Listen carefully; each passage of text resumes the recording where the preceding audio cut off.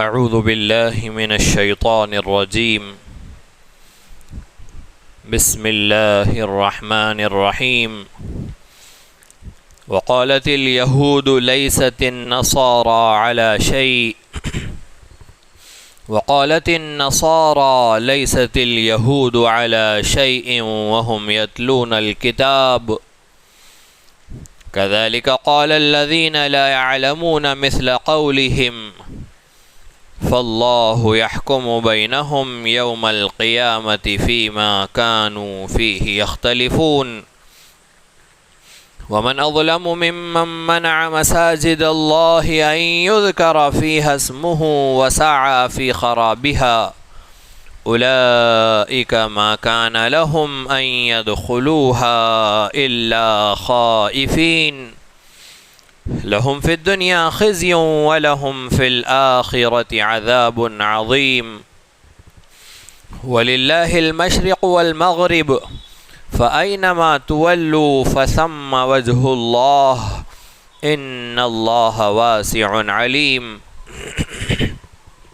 وقالوا اتخذ الله ولدا سبحانه بل له ما في السماوات والأرض كل له قانتون بديع السماوات والأرض وإذا قضى أمرا فإنما يقول له كن فيكون وقال الذين لا يعلمون لولا يكلمنا الله أو تأتينا آية كذلك قال الذين من قبلهم مثل قولهم تشابهت قلوبهم قد بينا الآيات لقوم يوقنون.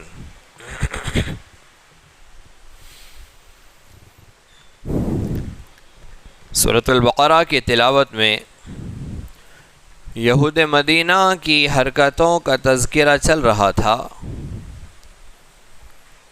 اللہ رب العزت نے سورہ بقرہ کی 111 نمبر کی آیت میں یہودیوں اور نصرانیوں کے ایک دعوے کا تذکرہ فرمایا. ان کا دعویٰ تھا کہ جنتی وہ ہی ہے، ان کے علاوہ سب جہنمی. یہودی کہتے کہ جنت میں سوائے یہود کے اور کوئی نہیں جائیں گا. نصرانی کہتے کہ جنت میں صرف نصرانی عیسائی جائیں گے. یہ تو ان دونوں کا دعویٰ تھا. لیکن 14ویں رکوع کے شروع میں اللہ رب العزت نے یہودیوں اور عیسائیوں کی آپسی دشمنی اور ان کے آپسی اختلاف کا تذکرہ فرمایا. جنتی کون ہوگا؟ یہودیوں کا دعویٰ وہ ہوگے، نصرانیوں کا دعویٰ جنتی نصرانی ہوگے. لیکن یہودی نصرانیوں کے بارے میں کیا کہتے، نصرانی یہودیوں کے بارے میں کیا کہتے؟ یہاں تذکرہ ہو رہا ہے وقالت الیہود لیست النصارى علی شیء. یہودیوں نے کہا نصرانی کسی چیز پر نہیں ہے، یعنی نصرانیوں کے دین کی، ان کے مذہب کی کوئی حقیقت نہیں، وہ غلط ہے. وقالت النصارى لیست الیہود علی شیء. اور عیسائی کہتے ہیں کہ یہودیوں کے مذہب کی کوئی حقیقت نہیں، یہودیوں کا دین کوئی بنیاد نہیں رکھتا. اللہ فرما رہے وَهُمْ يَتْلُونَ الْكِتَابَ، حالانکہ دونوں بھی کتابیں پڑھتے ہیں، دونوں اہل کتاب ہیں. قرآن کیا کہتا ہے ان دونوں کے بارے میں؟ قرآن ان دونوں کے بارے میں کہتا ہے کہ دونوں اہل کتاب ہے اور اپنے اپنے زمانے میں دونوں دین حق پر تھے، دونوں سچے تھے. وَهُمْ يَتْلُونَ الْكِتَابَ. اور دونوں کو بھی آپس میں صحیح رائے رکھنا چاہیے تھی. نصرانیوں نے دیکھا، ان تک خبر اور اطلاع پہنچی، ان کی انجیل میں تورات کا تذکرہ ہوا جس کا دعویٰ یہودی کرتے ہیں. لہٰذا نصرانیوں کو کہنا چاہیے تھا کہ یہودیوں کی کتاب تورات حق ہے، اور تورات پڑھنے والوں کو، یہودیوں کو کہنا چاہیے تھا کہ انجیل بھی صحیح تعلیمات لے کر آئی ہے، حق کا پیغام لے کر آئی ہے. لیکن دونوں نے اپنے اپنے مفاد کے لیے ایک دوسرے کو جھٹلا دیا. دین حق قرآن کریم جو تعلیمات لے کر آیا اس میں صاف طور پر کہا گیا کہ دونوں اہل کتاب تھے، وہم یتلون الکتاب۔ پہلی چیز یعنی دونوں سچ تھے، حق تھے۔ اور آج کی صورتحال اگر دیکھی جائے، ان کی منسوخ شدہ کتابیں، ان کی تحریف ہو چکی کتابیں، اور ان تحریف ہوئی کتابوں کے بارے میں جو ان کی رائے ہے کہ ابھی بھی ان کی کتابیں حق پر ہے، صحیح ہے، تو ہم اس بارے میں بھی کہتے ہیں کہ دونوں نے سچ کہا۔ تھوڑا سا مضمون کو سمجھیے۔ پہلی بات، یہودیوں نے کہا عیسائی غلط، عیسائیوں نے کہا یہودی غلط، مسلمان کہتے ہیں کہ دونوں صحیح۔ کس چیز میں صحیح؟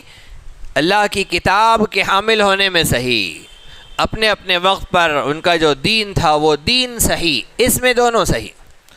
اور آج جب دونوں ایک دوسرے کو غلط کہتے ہیں تو ہم کہتے ہیں اس میں بھی دونوں صحیح، اس لیے کہ دونوں غلط ہو گئے۔ یہودی بھی صحیح کہہ رہے ہیں کہ نصرانی غلط، اور نصرانی بھی صحیح کہہ رہے ہیں کہ یہودی غلط، اس لیے کہ دونوں غلط۔ ایک واقعہ ہوا تھا، اس واقعے میں یہ اہم نقطہ بھی آیا تھا۔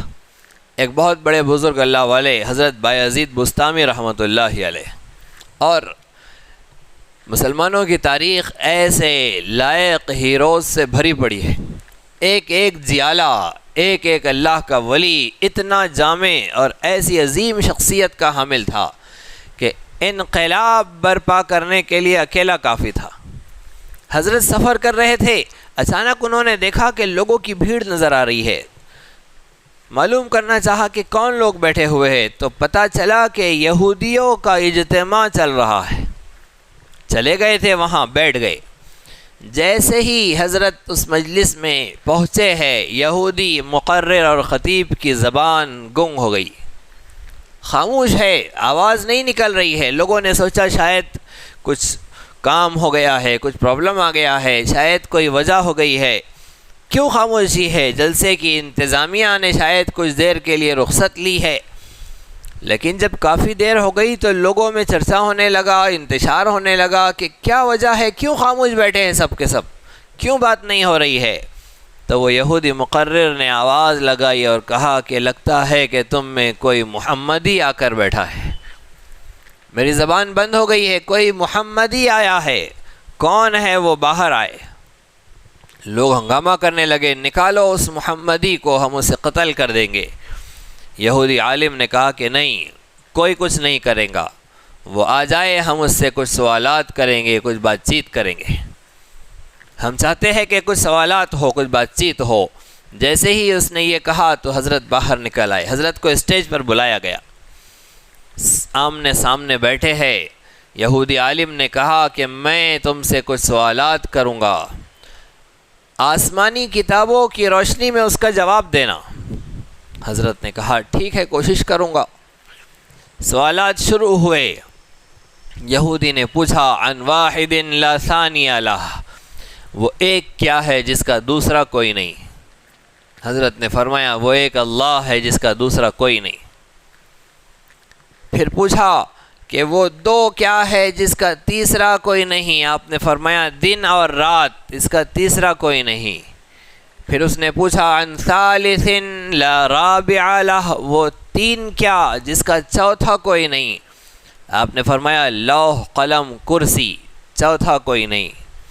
پھر پوچھا عن رابع لا خامس لہ، وہ چار کیا جس کا پانچواں کوئی نہیں؟ آپ نے فرمایا چار مشہور آسمانی کتابیں، تورات، زبور، انجیل، قرآن مجید، پانچواں کوئی نہیں۔ پھر پوچھا عن خامس لا سادس لہ، وہ پانچ کیا جس کا چھٹا کوئی نہیں؟ آپ نے جواب دیا پانچ نمازیں جس کا چھٹا کوئی نہیں۔ پھر پوچھا عن سادس لا سابع لہ، وہ چھ کیا جس کا ساتواں کوئی نہیں؟ آپ نے کہا کہ اللہ نے 6 دن میں آسمان و زمین کو پیدا کیا، 7 میں نہیں۔ پھر پوچھا عن سابع لا ثامن لہ، وہ 7 کیا جس کا 8واں کوئی نہیں؟ آپ نے فرمایا اللہ نے ہفتے میں 7 دن بنائے، 8 نہیں۔ پھر پوچھا عن ثامن لا تاسع لہ، وہ 8 کیا جس کا 9واں کوئی نہیں؟ آپ نے فرمایا 8 فرشتے ہیں جو اللہ کے عرش کو تھامے ہوئے ہیں، نوا کوئی نہیں۔ غرض یہ کہ سوالات کا سلسلہ چلتا رہا۔ پھر پوچھا کہ وہ کون سی قوم ہیں جس نے سچ کہا پھر بھی جہنم میں جائیں گی، اور وہ کون سی قوم ہے جس نے جھوٹ کہا پھر بھی جنت میں جائے گی۔ سچ کہا پھر بھی دوزخ میں جائیں گی، اور جھوٹ کہا پھر بھی جنت میں جائیں گی۔ جواب دیا کہ جھوٹ کہنے والے حضرت یوسف علیہ السلام کے بھائی، یوسف علیہ السلام کے بھائیوں نے کہا تھا کہ اے ابا جان، یوسف کو بھیڑیا کھا گیا، یہ دیکھو اس کے کپڑوں پر خون لگا ہوا ہے۔ جھوٹ کہا تھا پھر بھی جنت میں جائیں گے، اس لیے کہ توبہ کر لی اور کامیاب رہے۔ حضرت یوسف علیہ السلام نے اپنے سارے حقوق معاف کر دیے، سارے مظالم سے صرف نظر کیا، سب کو نظر انداز کر دیا۔ اور وہ کون سی قوم جس نے سچ کہا پھر بھی جہنم میں جائیں گی؟ حضرت نے فرمایا کہ یہودی اور نصرانی۔ یہودی بھی کہتے ہیں کہ نصرانی غلط، اس میں وہ بھی صحیح، اور نصرانی کہتے ہیں یہودی غلط، اس میں وہ بھی صحیح۔ دونوں نے صحیح کہا، اس لیے کہ دونوں غلط، پھر بھی دونوں جہنم میں جائیں گے سچ کہہ کر۔ وقالت اليہود لیست النصارى علی شیء وقالت النصارى لیست اليہود علی شیء۔ اور بھی سوالات کا بہت زبردست سلسلہ چلتا رہا۔ سب ہونے کے بعد جب حضرت بایزید بسطامی رحمۃ اللہ علیہ نے سارے جوابات دے دیے اور یہودی مبلغ خاموش ہو گیا، حضرت نے کہا کہ اچھا اتنے سوالات تم نے کر لیے، اے لوگو کیا یہ انصاف نہیں ہوگا کہ میں ایک سوال کروں اور یہ بھی اس کا جواب دے؟ لوگوں نے کہا کہ ہاں ہاں ضرور انصاف ہوگا، اس نے اتنے سوال کیے تم نے جواب دیے، اس کا ایک جواب دینا تو بنتا ہے، آپ سوال کریے۔ حضرت نے سوال کیا کہ اچھا بتلاؤ جنت کی کنجی کیا ہے، جنت کی چابی کیا ہے، جنت کا داخلہ کس بنیاد پر ہونا ہے؟ یہودی عالم خاموش، اس لیے کہ آسمانی کتابوں کی روشنی میں جواب دینا تھا اور موجودہ وقت کے اعتبار سے جواب دینا تھا۔ خاموش ہے۔ لوگوں نے اصرار کیا کہ جواب دو، کیوں جواب نہیں دیتے؟ اس نے کہا کہ میں جواب دوں گا لیکن تم یقین نہیں کرو گے، تم مانو گے نہیں۔ لوگوں نے کہا کیوں نہیں مانیں گے، اس کے اتنے جوابات ہم نے مان لیے، آپ تو بڑے عالم ہیں ہمارے، ہم آپ کا جواب کیوں تسلیم نہیں کریں گے؟ حضرت نے جواب دیا جنت کی کنجی محمد الرسول اللہ ہے، محمد الرسول اللہ کے بغیر اب جنت نہیں ملنی ہے، کوئی موقع نہیں ہے محمد الرسول اللہ کے بغیر کسی کے جنت میں جانے کا۔ جیسے ہی یہودی عالم نے جواب دیا، سارا مجمع یہودیوں کا کلمہ شہادت سے گونج پڑا، اشہد ان لا الہ الا اللہ و اشہد ان محمدا عبدہ و رسولہ۔ اس لیے کہ حضرت نے دلائل کے ساتھ اسلام کی عظمت کو تو اجاگر کر ہی دیا تھا، رہا سہا اس یہودی عالم کا تائید کرنا وہ بھی ہو گئی، اور اللہ نے ہدایت اتار دی۔ تو ایک سوال یہ بھی ہوا تھا، وقالت اليہود لیست النصارى علی شیء وقالت النصارى لیست اليہود علی شیء وهم یتلون الکتاب۔ بنیاد کے اعتبار سے بھی دونوں صحیح ہے، یعنی دونوں دین حق لے کر آئے تھے، اور موجودہ صورتحال کے اعتبار سے دونوں کا دعویٰ صحیح ہے کہ دونوں غلط ہیں، دونوں ایک دوسرے کو غلط کہہ رہے ہیں، اس میں بھی دونوں صحیح ہیں۔ وَهُمْ يَتْلُونَ الْكِتَابَ۔ اللہ رب العزت ارشاد فرما رہے كَذَلِكَ قَالَ الَّذِينَ لَا يَعْلَمُونَ مِثْلَ قَوْلِهِمْ۔ لو خربوزے کو دیکھ کر خربوزے نے رنگ بدل لیا۔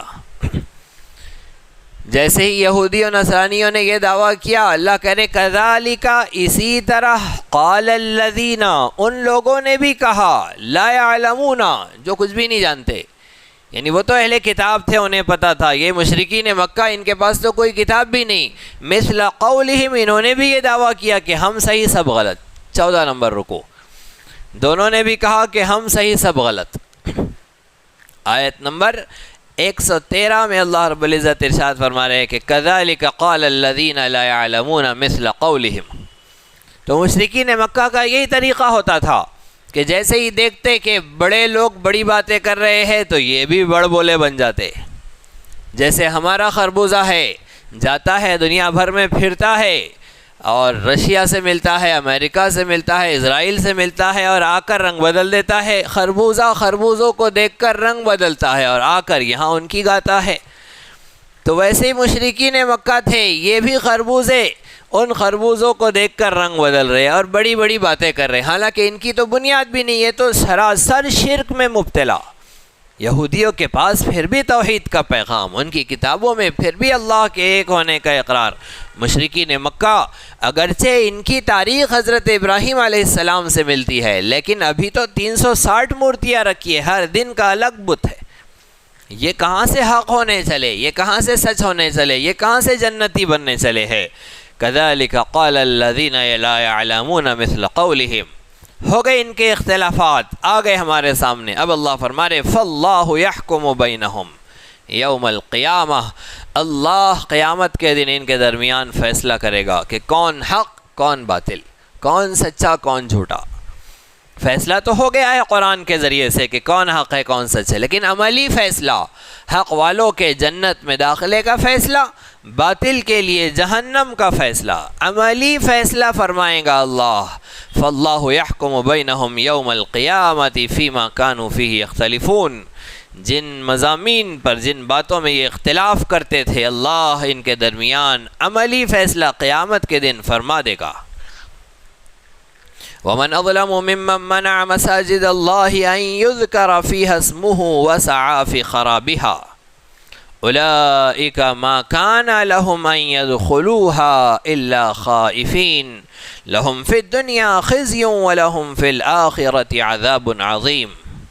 ومن اظلم، اس سے بڑا کون ظالم ہو سکتا ہے، اس شخص سے بڑھ کر ظالم کون ہو سکتا ہے، ممن منع مساجد اللہ، جو اللہ کی مسجدوں سے روکے، ان یذکر فیہا اسمہ، کہ اللہ کی مسجد میں اللہ کا نام لیا جائے، اللہ کی عبادت کرنے سے، اس کا نام پکارنے سے روکنے والے، مسجدوں میں اللہ کے ذکر سے روکنے والے سب سے بڑے ظالم ہیں۔ دو واقعات کی طرف مفسرین نے اس آیت مبارکہ میں اشارہ کیا ہے کہ مسجدوں سے روکنے والوں میں کون لوگ شامل ہیں اور کن کا اس آیت میں تذکرہ کیا۔ اب قیامت تک جتنے روکیں گے وہ سب کے سب اس میں شامل ہوگے۔ بڑے ظالم جنہوں نے اللہ کا گھر، شہنشاہ بابر کی بنائی ہوئی مسجد، اللہ کی زمین پر مسجد بابری میں اللہ کا نام لینے سے، اس کی عبادت کرنے سے روکا۔ ومن اظلم، ان سے بڑا کون ظالم ہے، یہ سب سے بڑے ظالم آج بھی اور رمضان المبارک کی ان حسین ساعتوں میں بھی اللہ کی جن مسجدوں میں داخلے سے یہ روک رہے ہیں، اور اللہ کی عبادت کے لیے بنائے گئے گھروں پر غیر اللہ کے پرچم کو لہرا کر ظلم کا ننگا ناچ کر رہے ہیں۔ ومن اظلم، ان سے بڑا کون ظالم ہے، یہ سب سے بڑے ظالم ہیں جو ایسے موقع پر بھی اپنے ظلم سے باز نہیں آ رہے ہیں۔ لیکن قرآن کے نزول سے پہلے جو دو واقعات، ان آیتوں کے نزول سے پہلے جو دو واقعات ہوئے تھے، ایک واقعہ رسول اکرم صلی اللہ علیہ وسلم کی بعثت سے پہلے کا، اور ایک واقعہ رسول اکرم صلی اللہ علیہ وسلم کی بعثت کے بعد کا۔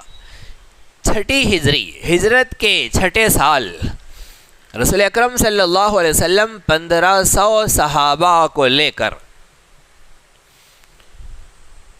عمرے کی غرض سے نکلے۔ آقا نے خواب دیکھا کہ آپ بیت اللہ کا طواف فرما رہے ہیں، عمرہ کر رہے ہیں، اور آ کر آپ نے مسجد میں صحابہ کو سنا دیا۔ وہاں معمول تھا کہ فجر کی نماز کے بعد ذکر تلاوت ہوتی، اشراق پڑھی جاتی، پھر صحابہ کرام سوالات کرتے، رسول اکرم صلی اللہ علیہ وسلم جوابات دیتے۔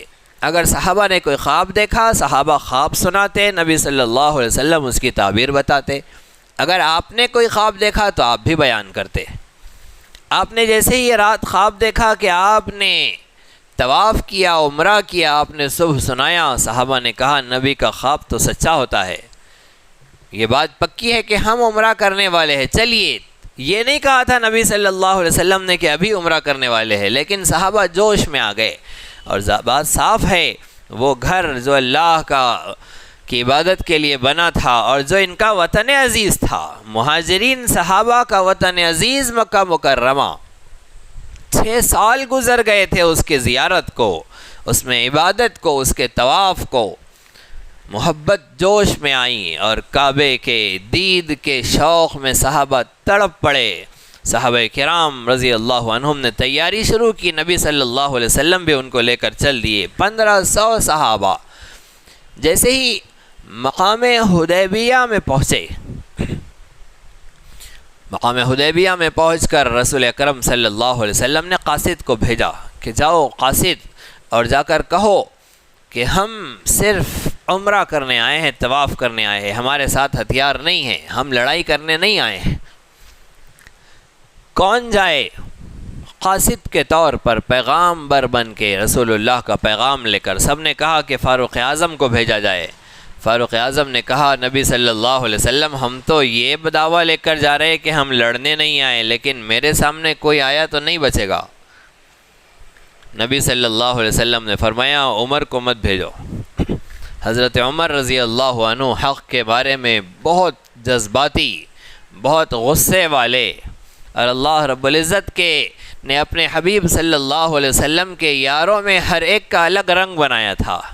ابو بکر کے جمال کی کوئی مثال نہیں، عمر کے جلال کی کوئی مثال نہیں۔ فاروق اعظم کا یہی حال تھا، آپ نے کہا کہ مجھے نہ بھیجے۔ پھر رسول اکرم صلی اللہ علیہ وسلم نے کامل الحیاء والایمان جامع قرآن حضرت عثمان ابن عفان رضی اللہ عنہ کے بارے میں طے کیا کہ انہیں بھیجا جائے، یہ جائیں اور جا کر کہے، اس لیے کہ حضرت عثمان رضی اللہ عنہ ایک جمالی صحابی تھے اور مشرکین مکہ پر ان کے بہت سارے احسانات تھے۔ ان کی تجارت سے مشرکین مکہ نے بہت فائدے اٹھائے تھے۔ ان احسانات کی بنیاد پر یہ یقین تھا کہ مشرکین مکہ نرمی کے ساتھ عثمان سے اس بات کو سنیں گے، رسول اللہ کے پیغام کو سنیں گے، لہذا بھیج دیا گیا۔ حضرت عثمان رضی اللہ عنہ گئے اور جا کر ان کے سامنے پیغام رکھا کہ ہم لوگ نبی صلی اللہ علیہ وسلم کے ساتھ آئے ہیں صرف طواف کرنے، عمرہ کرنے، کوئی لڑائی کی غرض نہیں ہے۔ مشرکین مکہ نے کہا کہ اے عثمان اگر آپ کا ارادہ ہے طواف کرنے کا تو کر لو۔ حضرت عثمان رضی اللہ عنہ نے فرمایا ادھر یہ پیشکش ہو گئی، ادھر مسلمانوں میں کیا بات چل رہی ہے؟ حدیبیہ پر مسلمانوں میں بات چل رہی ہے، دیکھو عثمان مکے میں ہیں، وہ تو طواف کر رہے ہوں گے، وہ تو کعبے کو چوم رہے ہوں گے، وہ تو حجر اسود کے بوسے لے رہے ہوں گے اور غلاف سے لپٹ رہے ہوں گے، عثمان کے مزے ہے۔ رسول پاک صلی اللہ علیہ وسلم نے فرمایا عثمان میرے بغیر طواف کر لے، یہ نہیں ہو سکتا۔ ادھر رسول پاک صلی اللہ علیہ وسلم یہ کہہ رہے ہیں، ادھر حضرت عثمان نے کفار کی پیشکش کو رد کر دیا کہ رسول پاک صلی اللہ علیہ وسلم نہ ہو اور میں طواف کر لوں، یہ نہیں ہو سکتا۔ آپ ہوں گے تو طواف کروں گا، آپ کی غیر موجودگی میں طواف نہیں کر سکتا۔ یہ طواف کی عبادت آپ کے صدقے میں ملی، آپ نہیں، طواف نہیں۔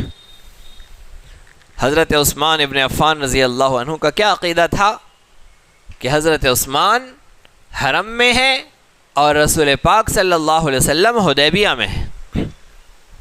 اگر حضرت عثمان رضی اللہ عنہ کا یہ عقیدہ ہوتا کہ رسول پاک صلی اللہ علیہ وسلم یہاں حاضر ہے، کعبے میں ہے ہمارے ساتھ، حدیبیہ پر بھی ہے، یہاں بھی ہے، جیسے آج عثمان کا نام لینے والے عقیدہ بناتے ہیں کہ رسول اللہ روضے میں بھی ہے، یہاں بھی ہے، نام لیتے ہی آ جاتے ہیں یہاں پر۔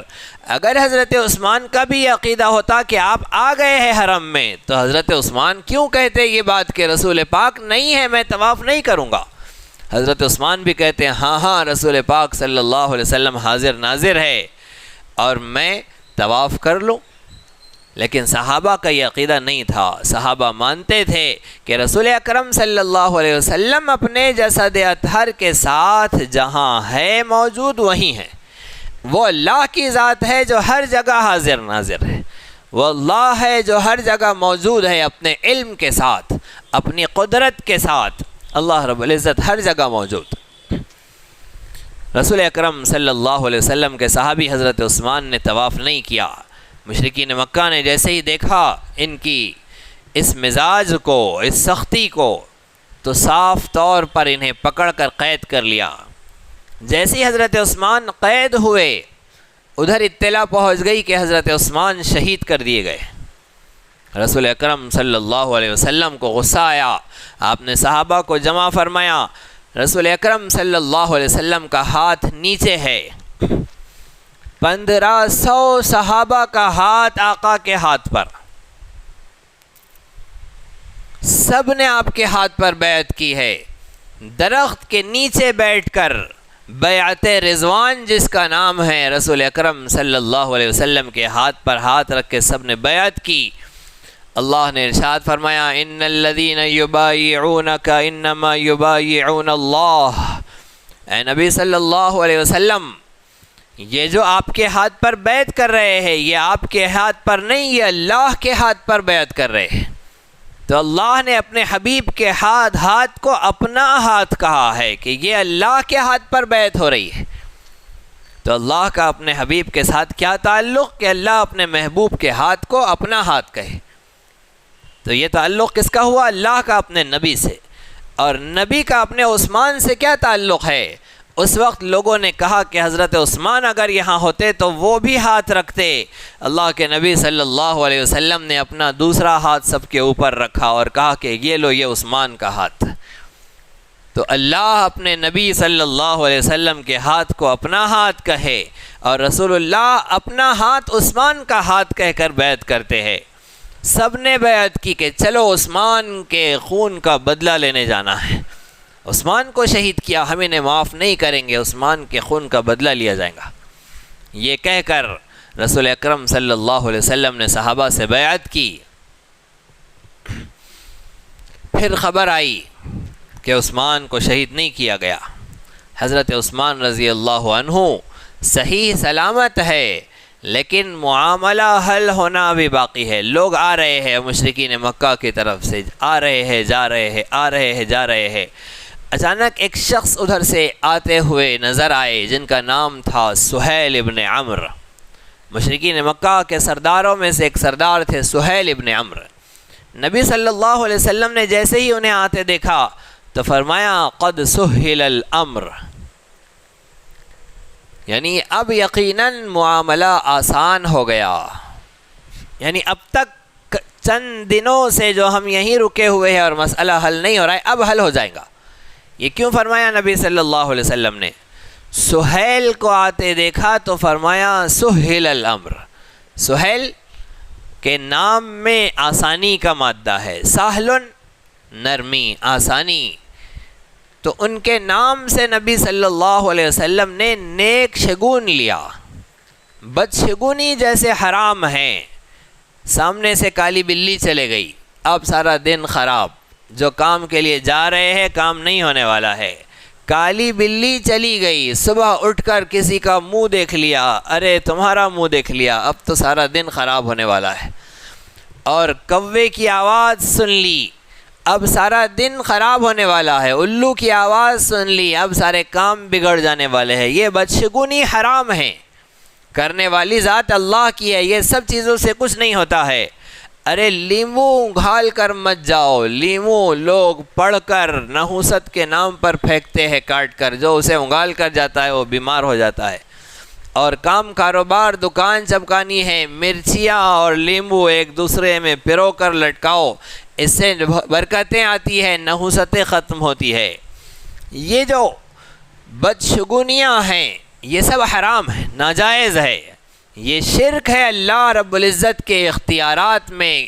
لیمو کو شریک کرنا، بلی کو شریک کرنا، الو اور کوے کی آواز کو شریک کرنا، ان کی کیا حیثیت اللہ کی قدرت کے سامنے؟ لیکن نیک شگونی جائز ہے۔ نیک شگون، کوئی ایسا موقع سامنے آ جائے جس سے اپنے مضمون اور اپنے مقصد سے تعلق نظر آ رہا ہے تو اس وقت کہنا کہ ہاں ہمارا کام آسان ہو جائے گا۔ تو سہیل آئے، آقا نے فرمایا سہل الامر، اب معاملہ آسان ہو گیا۔ سہیل نے آ کر سوالات کیے اور ایگریمنٹ رکھا اور اس پر مسئلہ جدھر ادھر حل ہوا۔ سہیل نے کہا کہ چلیے ہمارے آپ کے درمیان ایگریمنٹ کرتے ہیں کہ اس سال تو آپ طواف نہیں کریں گے، آئندہ سال طواف ہوگا، یہ 6واں سال ہے ہجرت کا، 7ویں سال آپ طواف کریں گے۔ نبی صلی اللہ علیہ وسلم نے فرمایا ٹھیک ہے۔ صحابہ جذبات میں آ گئے کہ کیسے ہم انہیں مان رہے ہیں؟ کیا ہم حق پر نہیں ہیں؟ کیا اللہ ہمارے ساتھ نہیں ہے؟ پھر ہم ان سے کیوں دب رہے؟ ہم دنیا کے معاملات میں ان سے نہیں دبے، آخرت کے معاملے میں، جنت کے حق کے معاملے میں ان سے دبیں گے؟ لیکن فرمان فرمان ہوتا ہے، قائد کا فیصلہ فیصلہ ہوتا ہے، ہماری سمجھ میں آئے تو ماننا ہے، نہ سمجھ میں آئے تو ماننا ہے۔ اس لیے کہ اجتماعیت نام اسی کا ہے کہ جب مشورے کی ضرورت پڑے قائد مشورہ کرے، جب ضرورت نہ پڑے نہ کرے، فیصلہ کر دے، سب کو ماننا ہے۔ نبی اکرم صلی اللہ علیہ وسلم نے فیصلہ کیا، ٹھیک ہے اس سال نہیں ہوں گا، لکھیے ہمارے آپ کے درمیان یہ ایگریمنٹ لکھیے، لکھا گیا۔ ایک اور فیصلہ ہوا کہ اب ہمارے آپ کے درمیان جنگ بندی ہوتی ہے، لڑائی نہیں ہوگی، جن کو آپ کا دوست بننا ہے وہ آپ کے دوست بن جائے، جنہیں ہمارا دوست بننا ہے وہ ہمارے دوست بن جائے۔ اب بہت سارے قبیلے مشرکین مکہ کے دوست بننے چلے، بہت سارے قبیلے مسلمانوں کے دوست بننے چلے۔ جو لوگ مدینے نہیں آتے تھے اب تک، اس لیے کہ پتہ نہیں لڑائی ہو جائیں گی، پتہ نہیں مسلمان حملہ کر دیں گے، اب وہ مشرکین بھی مدینے آنے لگے، ریاست اسلامی کا نظام دیکھنے لگے، مدینے کا امن، مدینے کی سلامتی، خیر، عافیت، شانتی، اور کوئی بھوکے نہیں سو رہا ہے، کوئی بوڑھا چوراہے پر لیٹا ہوا نہیں ہے، اولڈ ایج ہاؤس نہیں ہے ان کے لیے، والدین کی اولاد خدمت میں لگے ہوئے ہیں، اور کوئی چوری نہیں کر رہا ہے، کوئی زنا نہیں کر رہا ہے، کوئی کسی کا ناحق قتل نہیں کر رہا ہے، جس نے کیا ہے اس نے اپنے آپ کو پیش کر دیا ہے خود، کوئی پولیس نہیں، کوئی کیمرے نہیں، کوئی فوج نہیں، کوئی ہتھکڑیاں نہیں، جس سے جرم ہوا وہ خود آیا، خود اپنے آپ کو پیش کیا کہ اے نبی صلی اللہ علیہ وسلم مجھے پاک کر دیجئے، مجھ سے یہ گناہ ہو گیا ہے۔ اور نبی کہہ رہے نہیں، آپ کو بدگمانی ہو گئی ہے، آپ کو ایسا خیال ہو رہا ہے آپ سے گناہ ہو گیا، جائیے آپ سے گناہ نہیں ہوا۔ پھر کہہ رہی ہے کہ نہیں اے نبی مجھ سے گناہ ہو گیا ہے، پاک کر دیجئے، مجھے سزا دے دیجئے دنیا میں، اس لیے کہ یہاں سزا مل گئی تو وہاں کی سزا سے بچ جاؤں گی۔ اسلامی قانون کا یہی تو بڑا فائدہ ہے کہ اللہ کے قانون کے مطابق جب کسی جرم پر سزا مل گئی تو آخرت نکھر گئی، آخرت کامیاب ہو گئی۔ یہ انسانوں کے بنائے ہوئے قانون میں مجرم کو سزا دینے سے آخرت کا جرم نہیں دھلتا ہے، اللہ کے فیصلے پر جو سزا دی جائیں گی اس پر جرم دھل جاتا ہے۔ غرض یہ کہ وہ مجرم اپنے آپ کو دنیا ہی میں اپنے جرم سے پاک صاف کر کے رہتا ہے، آخرت میں بالکل پاک و صاف اللہ کے دربار میں پہنچتا ہے۔ یہ مناظر مشرکین مکہ اور اطراف کے قبائل مدینے آ کر دیکھنے لگے۔ یہ تھی صلح حدیبیہ، صلح ہو گئی وہاں پر، اب اسلام ترقی کرنے لگا، لوگ اسلام کو دیکھیں گے تو بات بنے گی، ہنگامے کریں گے، پروپیگنڈا کریں گے، میڈیا چلائیں گا، پکاریں گا کہ بس وہاں کوئی بھی شخص نکلتا ہے گھر سے باہر اور دھڑ دھڑ دھڑ اپنے ہاتھ سے تلوار، اپنے ہاتھ سے اپنی بندوقیں نکال کر کہیں بھی فائر کر دیتا ہے، تو یہ جھوٹا میڈیا جب کچھ بھی بکواس کریں گا تو لوگوں کے دلوں میں ڈر ہی پیدا ہوگا۔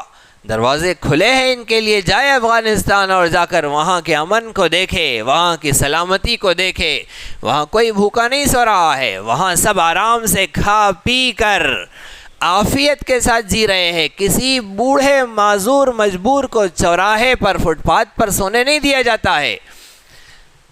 ریاست کا امیر اور فرزند اسے اپنا باپ کہہ کر اٹھا کر لے جاتا ہے، تمہارا کوئی بیٹا نہیں تو میں آپ کا بیٹا ہوں، چلیے میرے گھر۔ وہ انکار کرتا ہے تو یہ کہتا ہے کہ میں اللہ کو کیا منہ دکھاؤں گا کل قیامت کے دن، اگر آپ میرے ساتھ نہیں چلیں گے، چلیے میرے ساتھ۔ اپنے گھر لے جا کر اپنی فیملی کا فرد انہیں بناتا ہے۔ صلح حدیبیہ کا نتیجہ یہی تھا کہ لوگ جا جا کر مدینے کے امن کو دیکھ رہے تھے، اب بھی ہو گئی ہے صلح، تو جائے جا کر وہاں کے منظر کو، وہاں کے امن کو دیکھے۔ کب تک اس میڈیا کی دھوکے بازیوں سے متاثر ہوں گے؟ اور راستے کھلے ہیں، مواقع ہے، کوئی خطرہ نہیں ہے۔ اب جو خطروں کی باتیں ہیں وہ صرف ماحول خراب کرنا مقصد ہے، خطرہ کوئی نہیں ہے، سب امن ہے، سب عافیت ہے، جا کر دیکھ سکتے ہیں، کوئی چھوئے گا بھی نہیں، ہاتھ بھی نہیں لگائیں گا، بلکہ استقبال کریں گا۔ اسلامی اخلاق کا مظاہرہ بھی انہیں جا کر دیکھنا چاہیے۔ جیسے ہی نبی صلی اللہ علیہ وسلم کا اور مشرکین مکہ کا معاہدہ ہو گیا، اس کو رائٹنگ میں لیا گیا۔ حضرت علی رضی اللہ عنہ لکھنا پڑھنا جانتے تھے، بہت بہترین لکھنے کے بھی عالم، پڑھنے کے بھی عالم۔ حضرت علی مرتضیٰ کی شان بہت اعلیٰ ہے۔ لکھنے کے لیے رسول اکرم صلی اللہ علیہ وسلم نے فرمایا چلیے لکھیے من محمد الرسول اللہ، محمد الرسول اللہ کی طرف سے مکے کے سرداروں کے لیے۔ جیسے ہی یہ بات کہی رسول اکرم صلی اللہ علیہ وسلم نے اور حضرت علی نے لکھ دی تو سہیل کہنے لگے کہ لو یہ رسول اللہ کا تو جھگڑا ہے، رسول اللہ اگر ہم مان لے تو پھر یہ اختلاف کی ضرورت ہی نہیں، یہ ایگریمنٹ کی ضرورت ہی نہیں، آپ ہمارے ہم آپ کے، ہم رسول اللہ نہیں مانتے ہیں آپ کو، اسی لیے یہ سب مسائل ہے، ایگریمنٹ میں رسول اللہ نہیں چلے گا، من محمد الرسول اللہ نہیں چلیں گا، اور اللہ کے رسول محمد کی طرف سے یہ خط ہے نہیں چلے گا۔ پھر کیا لکھنا ہے؟ سہیل نے کہا لکھیے من محمد ابن عبداللہ، عبداللہ کے بیٹے محمد کی طرف سے۔ نبی صلی اللہ علیہ وسلم نے فرمایا ٹھیک ہے یہ لکھ لو۔ حضرت علی سے کہا کہ اسے مٹا دو اور لکھو من محمد ابن عبداللہ۔ حضرت علی نے کہا اے اللہ کے نبی میں تو آپ کو اللہ کا رسول مانتا ہوں، میں کیسے کٹ کر سکتا ہوں؟ رسول اللہ میں کیسے مٹا سکتا ہوں؟ میرے بس کی نہیں ہے، میں نہیں مٹا سکتا ہوں۔ رسول پاک صلی اللہ علیہ وسلم نے علی مرتضیٰ کی غیرت کو دیکھا، اصرار نہیں فرمایا، اس لیے کہ پیارے آقا دوسری بار کہہ دیتے تو ضروری ہوتا مٹا دینا، اس لیے کہ الامر فوق الادب، حکم ادب پر غالب ہوتا ہے، ادب اپنی جگہ، حکم اپنی جگہ، حکم کو ماننا ضروری ہوتا ہے۔ نبی صلی اللہ علیہ وسلم نے دوبارہ حکم نہیں دیا، حضرت علی کی غیرت کو قبول کیا اور فرمایا لاؤ کہاں میرا نام لکھا ہے مجھے بتاؤ، کیونکہ آپ تو امی تھے، آپ کو نہیں پتا تھا آپ کا نام کہاں لکھا ہے۔ حضرت علی نے آپ کو بتلایا کہ یہاں آپ کا نام لکھا ہے، پھر رسول پاک صلی اللہ علیہ وسلم نے خود رسول اللہ کو صاف کیا اور لکھا گیا من محمد ابن عبداللہ۔ یہ سب ہوا، سہیل لے کر چلے گئے ایگریمنٹ۔ نبی صلی اللہ علیہ وسلم آئے، صحابہ خاموش ہے، سب کے سب غصے میں بھرے ہوئے اپنی جگہ بیٹھے ہوئے ہیں۔ رسول پاک ابھی ہمیں اشارہ دے ہم ان کی اینٹ سے اینٹ بجا دیتے، کیوں اتنا دبنا، کیوں اتنا جھکنا، کیوں ایسی صلح کرنا، ہماری نہیں سمجھ میں آ رہا۔ نبی صلی اللہ علیہ وسلم نے فرمایا چلو سب اپنے اپنے جانور ذبح کر دو، عمرے کے لیے جو جانور لے کر آئے تھے ذبح کرنے کے لیے سب اپنے اپنے جانور ذبح کر دو، کوئی اٹھنے کے لیے تیار نہیں، اپنی جگہ سے ہلنے کے لیے تیار نہیں ہے۔ نبی صلی اللہ علیہ وسلم پریشان ہو گئے، اگر پھر حکم دیے گئے پھر نہیں مانیں گے تو نافرمان ٹھہریں گے، ان کو نافرمان نہیں بنانا ہے، کوئی اور راستہ نکالنا ہے کہ یہ ذبح کر لے، حکم مان لے۔ خیمے میں آئے، نبی صلی اللہ علیہ وسلم کا معمول تھا کہ آپ اپنے اسفار میں اکثر اپنی ازواج مطہرات میں سے کسی نہ کسی کو ساتھ لے جاتے تھے، اس لیے کہ کچھ اہم مشورے وہ ہوتے ہیں جو عورتوں ہی کی سمجھ میں آنے ہوتے ہیں، اور اللہ نے اپنے حبیب کی 11 نکاح اسی لیے تو کرائے تھے کہ ہر زوجہ مطہرہ اپنی ایک شان رکھتی تھی، اور رسول پاک صلی اللہ علیہ وسلم کے اسفار میں ان کی ضرورت ہوتی تھی، قرآن دازی ہوتی تھی کہ کون چلیں گے اس دفعہ، کون چلیں گے اس دفعہ۔ اس دفعہ ام المومنین حضرت ام سلمہ رضی اللہ عنہ ساتھ تھی۔ نبی صلی اللہ علیہ وسلم خیمے میں آئے، حضرت ام سلمہ نے پوچھا، دیکھا کہ آپ پریشان ہیں، پریشانی کے آثار آپ پر ہے، کہا کہ کیا بات ہے آقا آپ کیوں پریشان ہیں؟ میرے محبوب صلی اللہ علیہ وسلم آپ کی پریشانی کی کیا وجہ؟ آپ نے سنا دیا کہ میں کہہ رہا ہوں جانور ذبح کرو اور یہ ذبح نہیں کرتے۔ حضرت ام سلمہ نے کہا اے نبی صلی اللہ علیہ وسلم بہت آسان ہے، آپ جائیے اپنا جانور لیجئے سب کے سامنے ذبح کر دیجئے، بس اتنا کریے، اور ایک خادم سے کہیے، ایک صحابی سے کہ چلو میرا سر منڈوا دو۔ جیسے ہی نبی صلی اللہ علیہ وسلم سب کے سامنے اپنا جانور لے کر گئے، آپ نے ذبح کیا، سارے کے سارے صحابہ اٹھے، سب نے اپنے اپنے جانور ذبح کیے، آپ نے اپنا حلق کروایا، سب صحابہ نے اپنے اپنے حلق کروائے، وہیں پر وہ عمل ہو گیا جو عمرے کو جا کر ہونا تھا، جانور ذبح کرنے کا، حلق کرنے کا، یہیں صلح حدیبیہ مقام حدیبیہ پر ہو گیا، اور مدینے کی طرف سب واپس چل پڑے۔ اگلے سال 7ویں سال، ہجرت کے 7ویں سال، اللہ رب العزت نے وہ موقع عطا فرمایا اور عمرہ ہوا، صحابہ نے جا کر عمرہ کیا اور عافیت کے ساتھ سب کے سب واپس آئے۔ وہ جو صلح کا ایگریمنٹ تھا آپس میں لڑائیاں نہیں ہوں گی، ہمارے حلیف قبیلوں پر آپ حملہ نہیں کریں گے، آپ کے دوست قبیلوں پر ہم حملہ نہیں کریں گے، لیکن مشرکین مکہ نے اس صلح کو، اس معاہدے کو توڑ دیا، اور 8ویں سال، ہجرت کے 8ویں سال جب یہ معاہدہ ٹوٹا ہے، رسول اکرم صلی اللہ علیہ وسلم نے پھر مکے پر چڑھائی کی اور فتح مکہ ہوا۔ اس وقت سے پہلے کے یہ 6 اور 7ویں سال کے یہ واقعات ہے۔ اللہ فرما رہے ہیں اس آیت میں وَمَنْ أَظْلَمُ مِمَّنْ مَنَعَ مَسَاجِدَ اللَّهِ، اس سے بڑا کون ظالم جو اللہ کے گھر میں اس کی عبادت سے روکے۔ تو یہ تھے مشرکین مکہ، اتنے بڑے ظالم جنہوں نے اللہ کے گھر عبادت سے روکا، اللہ کے گھر میں اس کا نام لینے سے روکا تھا۔ اور ایک واقعہ تھا رسول اکرم صلی اللہ علیہ وسلم کی بعثت سے پہلے کا۔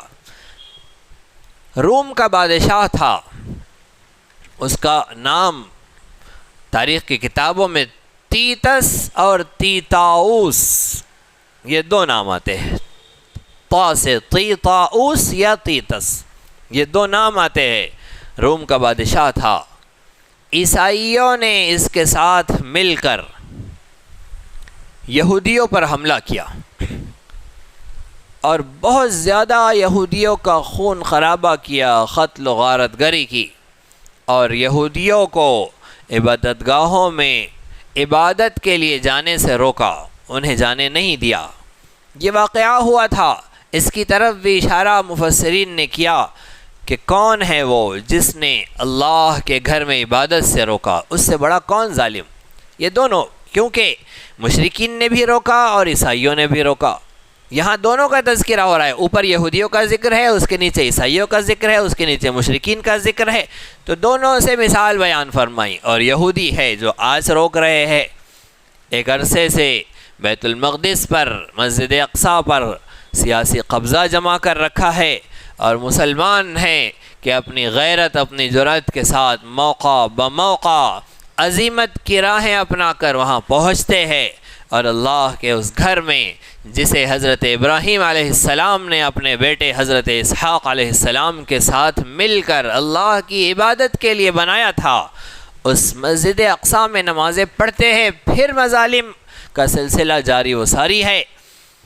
ایک عزیمت کی راہ پر چلنے والی قوم فلسطینی مسلمان، جنہیں اللہ رب العزت نے قبول فرمایا ہے اس خطے پر، اس سرزمین پر اسلام کی نمائندگی کے لیے، اسلامی غیرت کے مظاہرے کے لیے، یہودی بھی برابر لگے ہوئے ہیں اپنے ظلم میں، عیسائیوں نے بھی ظلم کیا، مشرکین مکہ نے بھی ظلم کیا، اور ہمارے یہاں کے خربوزے سبق لے کر آتے ہیں وہاں سے، اور یہ بھی رنگ بدلتے ہیں، اور یہ بھی اللہ کے گھر میں عبادتوں سے روکنے میں مصروف ہے، لگے ہوئے ہیں۔ ان سے بڑا کون ظالم؟ وَمَنْ أَظْلَمُ مِمَّنْ مَنَعَ مَسَاجِدَ اللَّهِ أَنْ يُذْكَرَ فِيهَا اسْمُهُ وَسَعَى فِي خَرَابِهَا۔ تو رسول اکرم صلی اللہ علیہ وسلم کو روکا، اور ایک ایگریمنٹ ہوا 1 سال کا، اس سال کے بعد جا کر پھر برابر اس پر عمل ہوا، اور جب مشرکین نے عہد توڑا، ایگریمنٹ توڑا، تو مسلمان اس کیفیت میں تھے، اور اس ایگریمنٹ کی وہ اوقات اور حیثیت تھی کہ اگر توڑا جائے تو جس نے توڑا ہے اس کا گلا پکڑا جائے، اس سے حساب لیا جائے، اسے اس کی سزا دی جائے، اور ایسی جامع سزا دی کہ مکہ فتح ہوا۔ ہمارے یہاں بھی ایگریمنٹ ہوتے ہیں، لیکن ہمارے ایگریمنٹ کی کوئی حیثیت نہیں، اس کی کوئی اوقات نہیں ہے۔ یہ جو ایگریمنٹ ہوتا ہے نا، یہ ووٹ ڈالنے کا جو ایگریمنٹ ہے دارالمعاہدہ میں، ہمارا ملک ایک ایگریمنٹ کا ملک ہے۔ اس ملک میں اگرچہ علماء کے اس میں اب رائے آنے لگی ہے کہ یہ دارالحرب بھی بننے چلا ہے یا بن چکا ہے، اپنی اپنی جگہ سب کے فتاوے ہیں، اگر ملت کو، امت کو، ملت اسلامیہ کو ساتھ لے کر تیار کر کے آگے بڑھنا ہے، اور ہم کم سے کم پر ایڈجسٹ کریں، بہت نیچے اتر کر تو دارالمعاہدہ پر پہنچ سکتے ہیں، بہت نیچے اگر آ جائے تو بہت سارے وہ بھی ہے جو دارالامن کہہ دیتے ہیں، وہ بھی ہے بہت سارے جو ہندوستان کو دارالامن کہہ دیتے ہیں، اور وہ کہتے ہیں کہ جمہوریت اسلام کا نعم البدل ہے۔ وہ کہتے ہیں کہ ہم نے اپنے اختیار سے نظام محمدی کو ریجیکٹ کر کے جمہوریت کو چنا ہے، منتخب کیا ہے، اپنے اختیار سے سلیکٹ کیا. یہ ان کے الفاظ ہے. وہ کلمہ پڑھے، اپنی زبانوں کو دھوئے ایسی باتیں کہنے کے بعد کہ محمد مصطفیٰ کے نظام کو ریجیکٹ کرنے کی بات کرتے ہیں.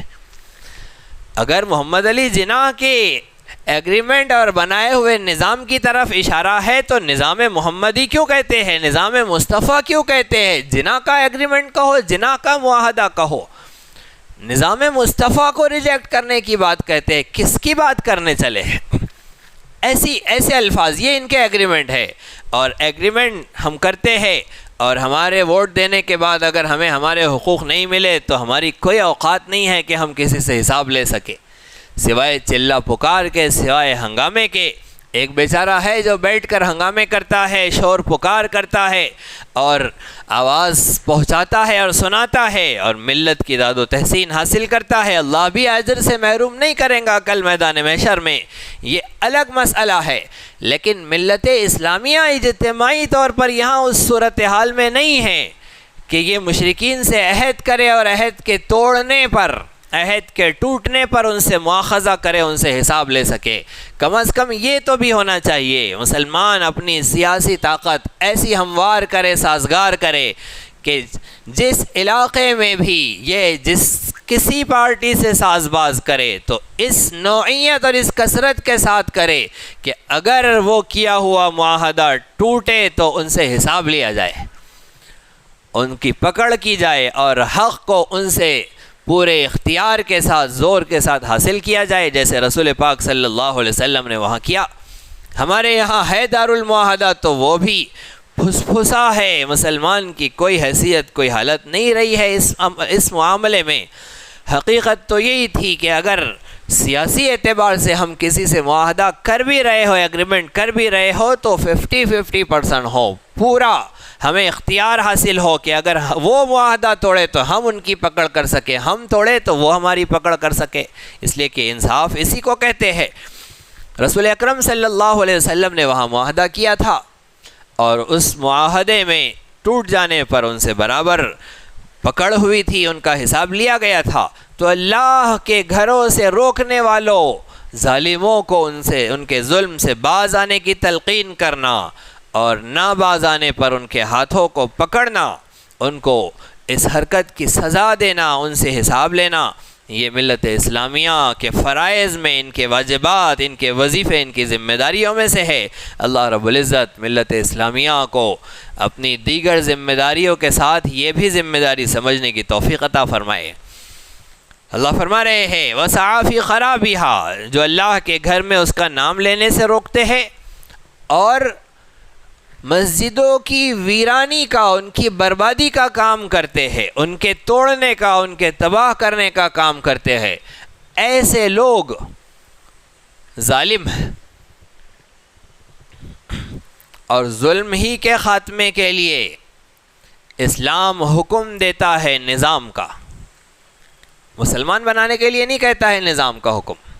مسلمان تو اپنے اختیار سے بننا ہے. اسلام قبول کرنے کے لیے کوئی زور زبردستی نہیں ہے، لیکن ظلم کے ختم کرنے کے لیے زور زبردستی ہے.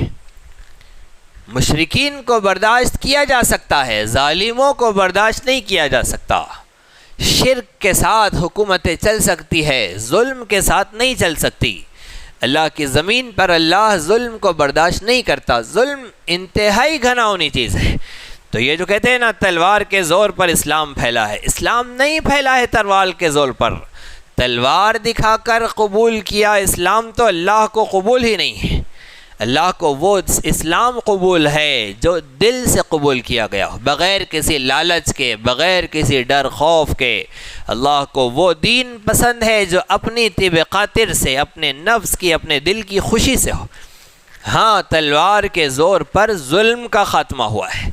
جہاں جہاں مسلمان نے تلوار اٹھائی ہے وہاں امن آیا ہے، وہاں سلامتی آئی ہے، وہاں سے ظلم کا خاتمہ ہوا ہے. 40 سالوں میں جتنا ظلم انہوں نے عام کیا تھا آج اتنا امن وہاں پر موجود ہے. جتنی لاشیں بچھائی تھی، جتنے گھروں کو برباد کیا تھا، آج وہاں ان کی آبادی کا کام ہو رہا ہے، وہاں پر امن کا، عافیت کا کام ہو رہا ہے۔ اس کی وجہ یہ ہے کہ مسلمان کھڑا ہو گیا ہے۔ مسلمان جہاں بیٹھ گیا ہے وہاں پر بربادی ہی بربادی ہے، وہاں ظلم ہی ظلم ہے، وہاں تباہی ہی تباہی ہے۔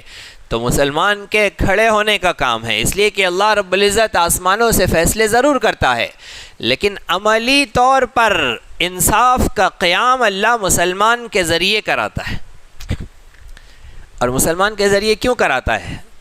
مسلمان کے ذریعے ہی کرانا اس لیے ضروری ہے کہ پھر کریڈٹ اللہ کی طرف جائے گا۔ جب امن قائم ہو جائے گا تو کون امن قائم کیا؟ اللہ نے کیا، اللہ کے حکم سے ہوا، یہ ہوگا تو اللہ یہ چاہتے ہیں۔ امن تو ویسے بھی قائم ہو جاتا ہے، کسی علاقے میں امن پسند کارپوریشن کا نمائندہ بیٹھا ہے تو وہ اپنے محلے میں امن قائم کر دیتا ہے، ہوتا ہے، لڑائی جھگڑا کوئی نہیں ہوگا اور سب خیریت کے ساتھ کام ہوگا، سارے محلوں کی مرمت کی جائے، سڑکیں بنائی جائے، نل کا نظام صحیح ہو، لائٹ کا صحیح ہو، ڈرینیج کا صحیح ہو، ساری چیزوں کا نظام صحیح ہو، کسی مذہب، رنگ و نسل کا اس میں بھید بھاؤ نہیں ہوگا، چاہے کوئی رہتا ہو ہمارے محلے میں ہم سب کا خیال رکھیں گے، ہو گیا امن قائم۔ کسی شہر میں کوئی کلیکٹر امن پسند آیا، اس نے بہترین امن کا نظام قائم کر دیا، ظلم نہیں چلے گا، ظالمانہ تقریروں سے منع کیا، ظالمانہ بھڑکاؤ بھاشن کرنے والوں کو اپنے شہر میں آنے پر پابندی لگا دی کہ نہیں آئیں گے یہاں پر، تو لو امن قائم ہو گیا۔ لیکن اس امن کا کریڈٹ کس کو گیا؟ اس امن کا صحرا کس کو گیا؟ اس امن کا صحرا جمہوریت کو گیا، اسلام کو تھوڑی گیا۔ اللہ چاہتے ہیں کہ دنیا میں جو امن قائم ہو اس کا صحرا اسلام کو ملے، اس کا صحرا قرآن کو ملے، اس کا صحرا نظام اسلامی کو، قرآن کے قانون کو، اللہ کو ملے، یہ چاہتے ہیں اللہ۔ ان کو ملیں گا تو ان کی ترویج ہوں گی، ان کی اشاعت ہوں گی، دنیا میں ان کا نام ہوگا، لوگ کہیں گے کہ ہاں ہاں یہ دیکھو امن کا نظام، یہ دیکھو کتنی اچھی چیز ہے، یہ کتنی شاندار حکومت ہے۔ تو ہمارے امن پسند کلیکٹر نے، کارپوریٹر نے اپنے امن کی کوششوں سے اسلام کا کوئی فائدہ نہیں کیا، اس نے جمہوریت کا فائدہ کیا۔ اور جتنے بچے کلیکٹر بنیں گے مسلمانوں کے وہ بھی کس کا فائدہ کریں گے؟ وہ سارے کے سارے جمہوریت کا فائدہ کریں گے، اسلام کا کوئی فائدہ نہیں ہے اس میں۔ ٹھیک ہے، ان کو نجی طور پہ ثواب مل جائے گا، ان کی کوششوں کا، ان کی اچھے باتوں کا اور کاموں کا انہیں ثواب مل جائے گا۔ مجموعی طور پر ملت اسلامیہ کو، مذہب اسلام کو، اللہ کے نظام کو اس سے کوئی فائدہ نہیں ہوا۔ یہ چیز ہے نظام کی اہمیت اور نظام کی ضرورت، اس سے اجاگر ہوتی ہے، اس سے واضح ہوتی ہے، ثابت ہوتی ہے۔ وَسَعَى فِي خَرَابِهَا، تو ظلم کا قیام کرنے والے، تباہی پھیلانے والے، ویرانیوں کی محنتیں کوششیں کرنے والے یہ ظالم ہے۔ وَمَنْ أَظْلَمُ، ان سے بڑا کون ظالم ہوگا؟ أُولَئِكَ مَا كَانَ لَهُمْ أَن يَدْخُلُوهَا إِلَّا خَائِفِينَ، اللہ فرما رہے ہیں کہ یہ ایسے لوگ ہیں کہ ان کے لیے ہرگز جائز نہیں تھا کہ یہ مسجدوں میں داخل ہو الا خائفین، مگر ڈر کے۔ ایسے ظالموں کو تو مسجدوں میں جب جا رہے ہیں تو ڈر کے ساتھ جانا چاہیے تھا کہ ہم اس احکم الحاکمین شہنشاہ مطلق کے گھروں کی تباہی و بربادی کے کام کرنے والے اس کے گھر میں جا رہے تو ہم پر ڈر طاری ہونا چاہیے، ہم پر ہیبت اور خوف طاری ہونا چاہیے۔ الا خائفین، کہیں اس کی پکڑ نہ جائے، کہیں وہ ہم سے ناراض نہ ہو جائے، کہیں وہ اپنے عذاب اور سزا میں ہمیں نہ پکڑ لے۔ لہم فی الدنیا خزی، اللہ فرما رہے کہ دنیا میں ان کے لیے رسوائی کا سامان ہوگا۔ لہم فی الدنیا خزی، دنیا میں ان کے لیے رسوائی ہوں گی، اور ہوئی رسوائی، اللہ کے وعدے برابر پورے ہوئے۔ مشرکین مکہ کی رسوائی کا سامان ہوا، اور مشرکین مکہ میں جو اسلام قبول کر لیا وہ عزت میں آ گیا، پھر اس کی رسوائی نہیں ہوئی۔ لیکن محمد مصطفیٰ صلی اللہ علیہ وسلم کی سرداری کو تسلیم کر کے انہوں نے رسوائی کو اپنی عزت میں بدل دیا۔ ابو سفیان جو احد سے لے کر آج فتح مکہ تک مسلمانوں کے خلاف ہر معرکے کے سپہ سالار ہے، آج فتح مکہ کے دن اسلام قبول کر کے اپنی آخرت کی سرداری کا تاج سر پر سجاتے ہیں۔ اب آخرت کے سردار ہو گئے، وہ سر پر انہوں نے تاج سجا لیا اس لیے کہ وہ مسلمان ہو گئے۔ وہ ہندا جس نے احد کے میدان میں حضرت حمزہ رضی اللہ عنہ کا کلیجہ چبا کر تھوکا تھا، آنکھ کان ناک کاٹ کر اس کا ہار بنا کر پہنا تھا، آج فتح مکہ کے دن وہ مسلمان ہو کر رضی اللہ عنہا کا منصب حاصل کرتی ہے۔ تو ہم حضرت ابو سفیان رضی اللہ عنہ کو، حضرت ہندہ رضی اللہ عنہا کے اسلام کو دل و جان سے تسلیم کرتے ہیں۔ ان سے جو ماضی میں ظلم ہوئے اس کا مظلوموں کو اجر مل گیا، اللہ ان سے راضی ہوا، خوش ہوا۔ ان کے قبول اسلام نے ان کی ماضی کی ساری غلطیوں کو معاف کر دیا، سب گناہ معاف ہو گئے، اب وہ ہو گئے رضی اللہ عنہم و رضوان۔ تو ہم سب کا ایمان ہے کہ حضرت ابو سفیان رضی اللہ عنہ صحابی رسول ہے، حضرت ہندہ بنت ابی حالہ رضی اللہ عنہا صحابیہ ہے، جنتی ہے، مسلمان ہے، ثقہ ہے، ان کی رائے کا، ان کے فیصلے کا اعتبار ہے، حق ہے۔ صحابہ کے گستاخوں نے حضرت ابو سفیان کے اسلام کو قبول نہیں کیا، پسند نہیں کیا، حضرت ہندہ کے اسلام کو قبول نہیں کیا، پسند نہیں کیا۔ اور ٹھیک ہے، اگر ان کے ماضی کو دیکھ کر آپ ان سے ناراضگی رکھتے ہیں اور اپنی بھڑاس نکالتے ہیں تو بیچارے بیٹے معاویہ کی کیا غلطی ہے؟ معاویہ نے تو زندگی میں کبھی مسلمانوں کے خلاف تلوار نہیں اٹھائی، بالغ ہونے سے لے کر کبھی اپنی زندگی میں کوئی جرم، کوئی ظلم، کوئی گناہ نہیں کیا۔ حالانکہ کافروں کے سردار باپ ہے گھر میں ابو سفیان، لیکن گھر میں بیٹے کا یہ حال ہے کہ مسلمانوں کے خلاف کبھی آواز نہیں نکالی۔ امیر معاویہ سے بھی شکایت، امیر معاویہ کے اوپر بھی اپنے طنز اور طعنے اور ناراضگیاں۔ ٹھیک ہے، یہ اعتراضات کرنے والے بھی ہماری ہی برادری کا حصہ ہے، تو ہم ان کے لیے دعا کریں گے کہ اللہ انہیں ہدایت دے، اللہ انہیں سمجھ دے، اللہ انہیں عقل و شعور دے۔ وہ صحابہ کرام رضی اللہ عنہ اجمعین میں کسی کو صحابیت سے نکالتے ہیں، کسی کو پر صحابیت کو ثابت کرتے ہیں۔ یہ کون ہوتے ہیں سرٹیفکیٹ دینے والے؟ محض تاریخی روایتوں کے سہارے سے۔ سیرت ابن اسحاق میں ایسا لکھا ہے کہ ابو سفیان نے یہ کیا، سیرت ابن سعد میں، تاریخ ابن سعد میں یہ لکھا ہے کہ امیر معاویہ نے یہ کیا۔ تو قرآن کا فیصلہ رضی اللہ عنہم و رضوا عنہ، اور قرآن کے فیصلے پر تاریخ ابن سعد کو، سیرت ابن اسحاق کو غالب کیا جائے گا۔ قرآن کے سامنے تاریخ کا کوئی حوالہ نہیں چلے گا۔ قرآن سے بڑھ کر، قرآن سے زیادہ صحیح کوئی روایت نہیں، اور قرآنی آیت سے بڑھ کر کوئی حوالہ نہیں۔ تاریخ کے وہ روایتیں اور وہ صفحات اور وہ مضامین جو قرآن سے ٹکرائیں گے وہ کچرے دان کی نظر ہوں گے، انہیں آگ لگا دی جائیں گی۔ تاریخ کے ان صفحات کو جو قرآنی مضامین کی مخالفت کریں گے۔ ہاں، ہم تاریخ کی ان روایتوں کو مانتے ہیں، قبول کرتے ہیں جو قرآن کریم کی آیات، اس کے فیصلے، اس کے فرامین و ارشادات سے میل کھاتے ہیں۔ صحابہ کے بارے میں قرآن کا فیصلہ ہے رضی اللہ عنہم و رضوا عنہ، اللہ ان سے راضی و اللہ سے راضی۔ قرآن سے بڑھ کر کوئی روایت نہیں، آیت سے بڑا کوئی حوالہ نہیں۔ ہمیں نہیں چاہیے سیرت ابن اسحاق کے فیصلے اور تاریخ ابن سعد کی روایتیں، ہمیں نہیں چاہیے، ہمیں چاہیے قرآن کا فیصلہ۔ قرآن نے کہہ دیا صحابہ حق ہے تو حق ہے۔ لہم فی الدنیا خزی، دنیا میں رسوائی ہوئی مسجدوں کو ڈھانے والوں کے لیے، مسجدوں کی ویرانی اور تباہی کا کام کرنے والوں کے لیے دنیا میں رسوائی ہوئی اور ہوگی۔ ہماری مسجدوں کے ویران کرنے والے یہ بھی تباہی کا سامنا کریں گے، ان کی بھی رسوائی ہوں گی دنیا میں۔ اور کیسی رسوائی ہوں گی پتہ ہے؟ صادق المصدوق صلی اللہ علیہ وسلم کا سچا فرمان، سچوں کے سچے نے کہا ہے کہ حضرت امام مہدی رضی اللہ عنہ کی تربیت یافتہ تشکیل شدہ جماعت یہاں آئیں گی، اور یہاں آ کر یہاں کے مہاراجاؤں کو قید کر کے، قیدی بنا کر لے جائیں گی حضرت کے پاس، اور پھر حضرت کی عدالت میں ان کے بارے میں فیصلہ ہوگا کہ انہیں کیا سزا دی جائے۔ یہ قید کر کے لے جائے جائیں گے۔ قیدی کون بنتا ہے؟ قیدی وہ بنتا ہے جو غلطیاں کرتا ہے۔ مرد تو وہ ہوتا ہے جو سینے پر کھا کر غیرت کی موت پاتا ہے۔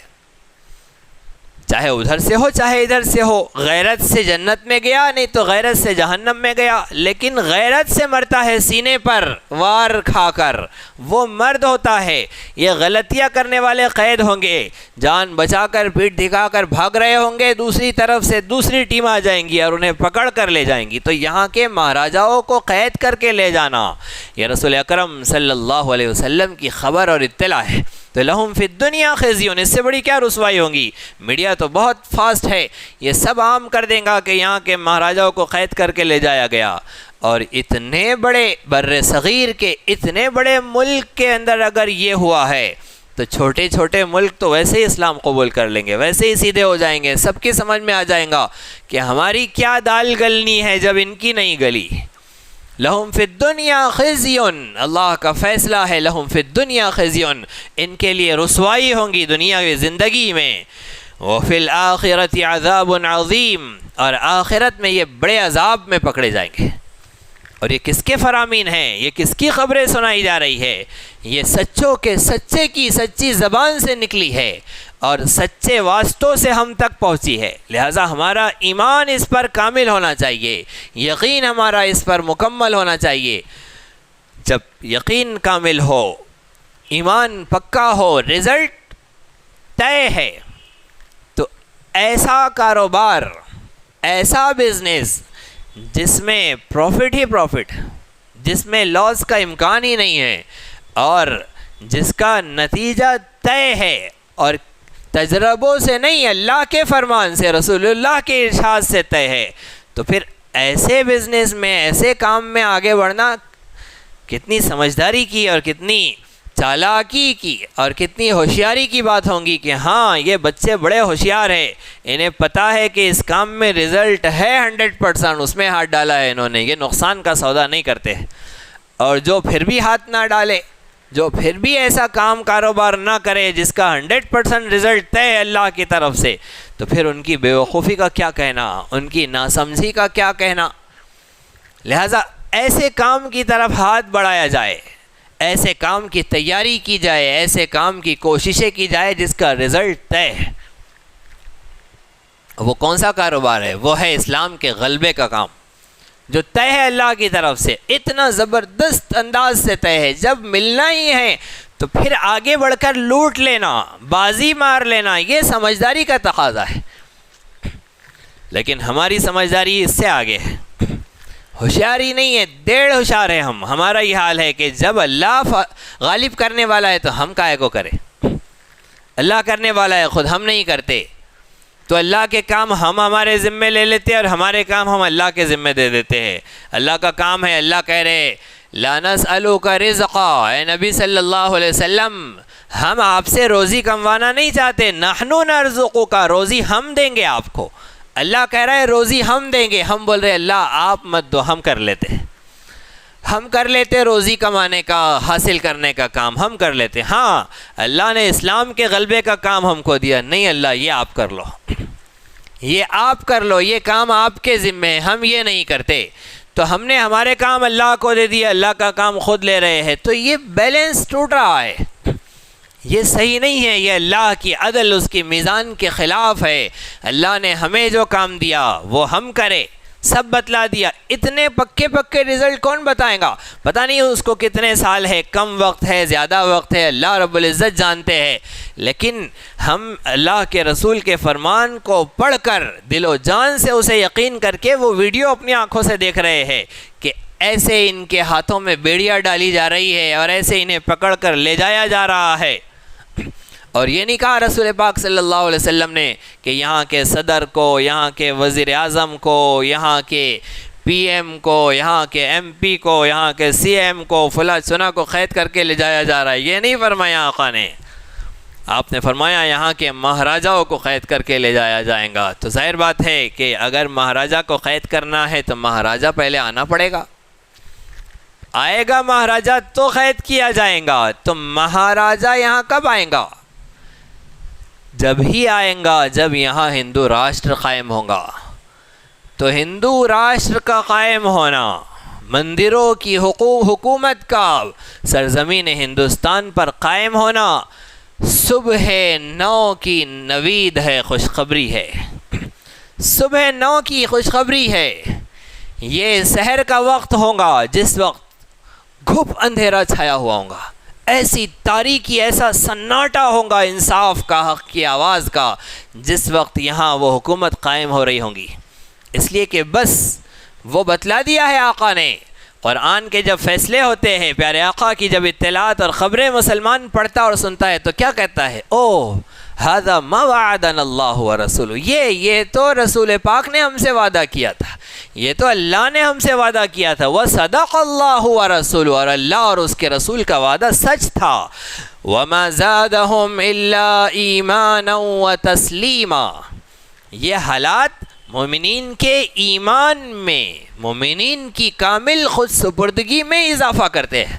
حالات مسلمان کو بٹھاتے نہیں ہیں، حالات مسلمان کو بھگاتے نہیں ہیں، حالات مسلمان کو مایوس نہیں کرتے ہیں، یہ چارجنگ کرتے ہیں، یہ جان ڈالتے ہیں، یہ مسلمان کے ایمان کو ابھارتے ہیں، یہ پاورفل بناتے ہیں۔ ھذا ما وعدنا اللہ ورسولہ، یہ اللہ کا، اس کے رسول کا ہم سے وعدہ تھا۔ تو یہ واقع ہونا، ان کا قائم ہونا، ان کا طاقت اور غلبے میں آنا، یہ ہمارے ایمان کو بڑھانے والا ہے۔ اس لیے کہ بس سحر کے بعد صبح ہی ہے۔ یہ سحر جو کبھی فردا ہے کبھی ہے امروز، نہیں معلوم کہ ہوتی ہے کہاں سے پیدا۔ وہ سحر جس سے لرزتا ہے شبستان وجود، ہوتی ہے بندے مومن کی اذان سے پیدا۔ علامہ اقبال بس ایسے لگتا ہے کہ قرآن پڑھتے تھے اور اس کو اپنے الفاظ میں، اپنے انداز میں بیان کرتے جاتے تھے۔ تو یہ ساری کی ساری چیزیں ہمارے لیے اللہ کی خیر کی، اللہ کی عافیت و سلامتی کی، اس کے مدد و نصرت کے آنے کا موقع ہے۔ اب سحر کا وقت ہو گیا پھر بھی ہم صبح کی تیاری نہیں کریں گے، سحر کا وقت ہو گیا پھر بھی ہم صبح کی تیاری اگر نہیں کریں گے تو پھر اندازہ لگائیے بے وقوفی کا، ناسمجھی کا۔ ہمارا کاروبار تو صبح سے شروع ہونا ہے اور سحر کا وقت ہو گیا ہے اور ابھی سب لپیٹ کر رکھا ہوا ہے، ابھی ہم سب سے غافل ہے۔ ویسے بھی مسلمان کی صبح تو 11 بجے ہوتی ہے اور رمضان میں ظہر میں ہوتی ہے، یہ ہماری صبح کے عالم ہے۔ ہماری صبح فجر سے جیسے ہی آسمان پر کرن صبح صادق سے پہلے آئی ہے، ہماری صبح سورج کے نکلنے سے پہلے آئی ہے، ہماری صبح ہو گئی ہے۔ تو اٹھے ہم اور تیار ہو اور صبح کی تیاری کریں، اس لیے کہ سحر کی تیاری میں یہ لوگ لگے ہوئے ہیں، یہ لوگ سحر کی تیاری میں لگے، ہم صبح کی تیاری میں لگے۔ ہمارے پاس اور موقع ہے، کچھ وقت ہے جو ان کے سر چڑھنے کا۔ کلوا وتمتعوا قلیلا انکم مجرمون، اے مجرموں کھا لو پی لو مزے کر لو، تھوڑے ہی دن ہے تمہارے پاس۔ ان کے تھوڑے دن میں ہماری اور تیاری ہو جائیں گی، جب تک صبح آ جائے تب تک ہم تیار ہو جائے۔ یہ سمجھداری کا تقاضا ہے، یہ قرآن کی محفل کی سمجھداری اور شعور کا تقاضا ہے۔ اگر یہاں بیٹھ کر بھی نہیں آیا تو پھر کہیں اور بیٹھ جانا تھا، کہیں اور چلے جانا تھا، کسی اور کتاب کو پڑھ لینا تھا، کچھ اور سن لینا تھا، وہاں مل جاتی تھی وہ چیزیں۔ اگر میٹھی میٹھی مسلمانی کا ہی ارادہ تھا تو دنیا میں بہت جگہ بٹ رہی ہے وہ مسلمانی۔ اگر صحابہ کا اسلام چاہیے تھا تو قرآن کے پاس آئے ہیں، قرآن کی محفل میں پہنچے ہیں تو صحیح سبق لینا چاہیے، صحیح ارادے اور عزائم لے کر اٹھنا چاہیے۔ یہ ہمارے لیے قرآن کا فیصلہ ہے۔ لَهُمْ فِي الدُّنْيَا خِزْيٌ وَلَهُمْ فِي الْآخِرَةِ عَذَابٌ عَظِيمٌ، دنیا میں ان کی رسوائی ہوں گی، آخرت میں ان کے لیے دردناک عذاب ہے، بڑا عذاب ان کا انتظار کر رہا ہے۔ یہاں ایک مضمون مکمل ہوا۔ ایک مضمون اور ہے، مدینہ منورہ پہنچ کر رسول اکرم صلی اللہ علیہ وسلم نے 16-17 مہینوں تک بیت المقدس کی طرف رخ کر کے نماز پڑھا۔ مدینہ اس طرف، کعبۃ اللہ اس طرف اور بیت المقدس اس طرف۔ تو مدینہ کے ادھر مسجد حرام تو ادھر بیت المقدس۔ رسول اکرم صلی اللہ علیہ وسلم نے 16-17 مہینے ادھر مسجد اقصیٰ کی طرف رخ کر کے نماز پڑھی، لیکن آقا کی خواہش تھی کہ قبلہ پھر سے وہی بن جائے جو حضرت ابراہیم اسماعیل علیہ السلام کا بنایا ہوا کعبۃ اللہ ہے۔ پہلے بھی وہی قبلہ تھا، اس لیے کہ مکے میں کعبے ہی کی طرف رخ کر کے نماز پڑھا جا رہا تھا۔ نماز تو مکے میں فرض ہو گئی تھی، ہجرت سے پہلے معراج ہوئی، معراج میں نماز ملی، نماز کے بعد ہجرت ہونے تک تو مکے میں نماز ہوتی تھی اور کعبے ہی کی طرف رخ کر کے ہوتی تھی۔ لیکن مدینہ منورہ جانے کے بعد اہل کتاب کی دلجوئی کے لیے کہ جو تمہارا قبلہ ہے وہ ہمارا بھی قبلہ ہے، ہم بھی اسے دل و جان سے تسلیم کرتے ہیں، ہمارے نزدیک بھی وہ اتنا ہی معزز و محترم ہے، یہ بتلانے کے لیے رسول اکرم صلی اللہ علیہ وسلم نے خواہش کی، آپ کو حکم ہوا کہ چلیے ادھر رخ کر لیجئے، بیت المقدس کی طرف رخ کر کے نماز ہونے لگی۔ 16-17 مہینوں کے بعد پھر حکم ہوا قبیلہ بنو سلمہ کی مسجد میں، جس کا نام آج مسجد قبلتین ہے، اس مسجد میں رسول اکرم صلی اللہ علیہ وسلم ظہر کی نماز پڑھ رہے تھے۔ 2 رکعت ہو گئی تھی اور وہی نازل ہوئی رسول اکرم صلی اللہ علیہ وسلم پر کہ اب آج سے کعبۃ اللہ قبلہ ہے۔ نبی صلی اللہ علیہ وسلم نے نماز میں 2 رکعت نماز ہو چکی تھی، تیسری رکعت میں تھے، نماز میں آپ نے اپنا رخ کعبے کی طرف کیا، ایسے نہیں پلٹ گئے، ایسے پلٹیں گے تو امام سب کے پیچھے ہو جائیں گے، پورے ایسے گھوم کر نماز میں امام ایسے گھومتے ہوئے ادھر آگے آئے، پیچھے سے آگے آئے، سارے مصلیان ایسے گھومتے ہوئے آئے اور سب نے کعبۃ اللہ کی طرف رخ کیا۔ 2 رکعت بقیہ کعبے کی طرف رخ کر کے نماز پڑھی گئی۔ یہودیوں کو بڑا اعتراض ہونے لگا، یہ بھی کوئی دین ہے جس میں قبلے بدلتے ہیں؟ یہ بھی کوئی دین ہے جس میں اتنی تبدیلیاں؟ ابھی ہم نے کل پڑھا تھا ما ننسخ من آیت او ننسہا، اللہ کوئی آیت منسوخ نہیں کرتا مگر اس سے بہتر لے آتا ہے۔ یہاں اللہ رب العزت نے بیت المقدس کا قبلہ ختم کیا تو کعبے کو قبلہ بنایا۔ وَلِلَّهِ الْمَشْرِقُ وَالْمَغْرِبُ، اللہ نے یہودیوں کے اعتراض کا جواب دیتے ہوئے فرمایا کہ مشرق و مغرب سب اللہ ہی کے ہیں، مشرق کا مغرب کا یہ سمتوں کا جھگڑا کیوں لے کر بیٹھے ہو، سب اللہ کے ہے۔ فَأَيْنَمَا تُوَلُّوا فَثَمَّ وَجْهُ اللَّهِ، یہودیوں تمہیں اگر اعتراض ہو رہا ہے ادھر رخ کرنے ادھر رخ کرنے پر، تو اللہ کا ادھر حکم تھا تو ادھر کر رہے تھے، اللہ کی رضا اس میں تھی۔ فَأَيْنَمَا تُوَلُّوا، جہاں کہیں تم رخ کرو گے، فَثَمَّ وَجْهُ اللَّهِ، وہاں اللہ کی رضا ہوگی۔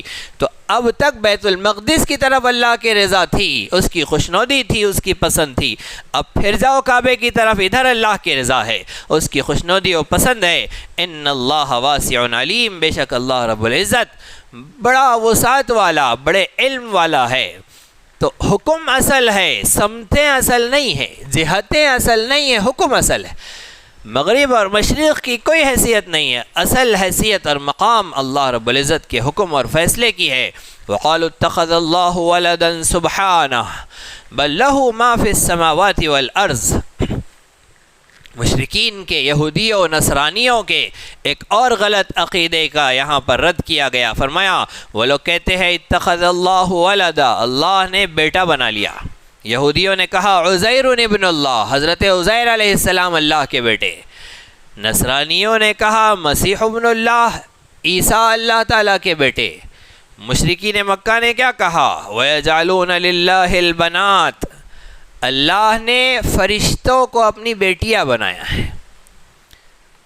تو مشرکین مکہ فرشتوں کو اللہ کی بیٹیاں کہتے، انہوں نے سنا اصل میں کہ یہودی بھی کسی کو اللہ کا بیٹا کہہ رہے ہیں اور نصرانی بھی اللہ کا بیٹا کسی کو کہہ رہے ہیں، تو چلو ہم بھی کچھ کرتے ہیں، ان سے سیکھ کر ہم بھی کچھ کرتے ہیں۔ تو ان کے پاس جو مورتیاں تھی ان میں تو سب فیمیل نظر آ رہے ہیں، اکثر وہی نظر آ رہے ہیں، تو بیٹا تو نہیں کہہ سکتے، تو چلو بیٹیاں۔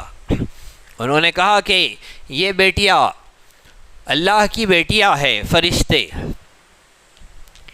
اتخذ اللہ ولدا، اللہ فرما رہے سبحانہ، اللہ ان سب سے پاک ہے، یہودیوں کے دعوے سے بھی پاک، نصرانیوں کے دعوے سے پاک، مشرکین مکہ کے دعوے سے پاک، اللہ ہر عیب والی چیز سے پاک ہے، اس لیے کہ اللہ رب العزت کو ان کی ضرورت ہی نہیں ہے، نہ اللہ کو بیٹے کی ضرورت، نہ بیٹی کی ضرورت، نہ ماں کی ضرورت، نہ باپ کی ضرورت، نہ بیوی کی ضرورت، سبحانہ، اللہ ان سب سے پاک۔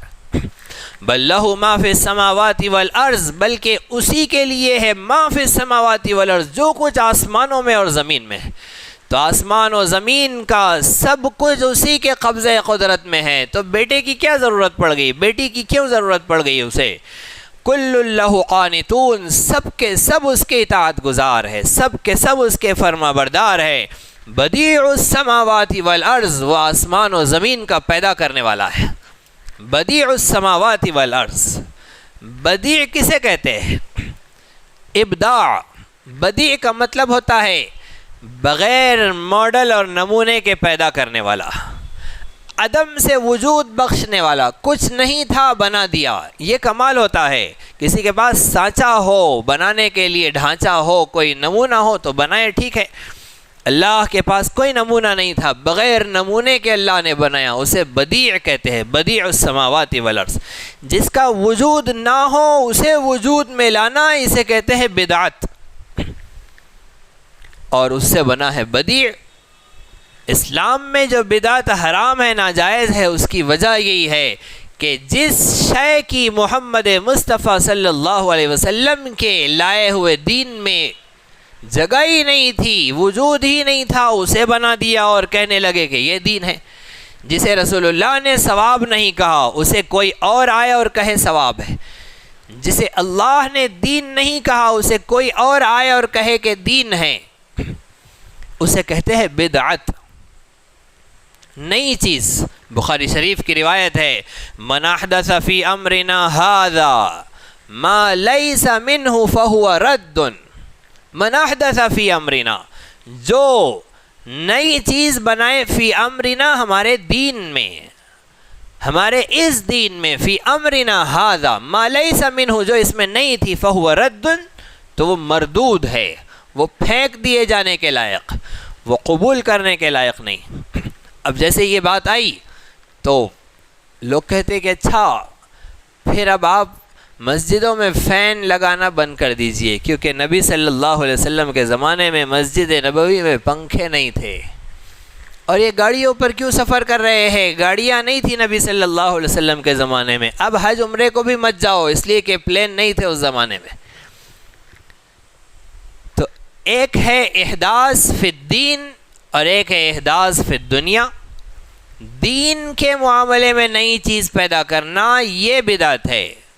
فین لگا کر کوئی تھوڑی دعویٰ کرتا ہے کہ مسجد میں سفید رنگ کا فین لگانا ثواب کی چیز ہے، کرومپٹن کمپنی کا فین لگاؤ زیادہ ثواب ملے گا، لوکل کمپنی کا لگائیں گے تو کم ثواب ملے گا، ایسا تو کوئی دعویٰ نہیں کرتا ہے۔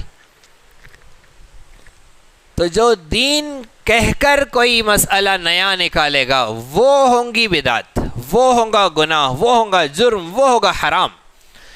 اور بدعت کا مرتکب، بدعت کی ترویج کرنے والا، اشاعت کرنے والا، یہ اتنا بڑا مجرم ہے کہ عمل حرام کے 10 مرتبہ جو مجرم کو اتنا گناہ نہیں ملتا جتنا ایک بدعت کے پیدا کرنے والے کو۔ محراب میں بیٹھ کر کوئی 10 بوتل شراب کی پیے، شراب کا ایک گھونٹ بھی حرام ہی ہے، لیکن 10 بوتل اگر شراب کی پیے، اسے جتنا بڑا گناہ ملے گا اس سے زیادہ گناہ اسے ملے گا جو محراب میں بدعت جاری کرے گا۔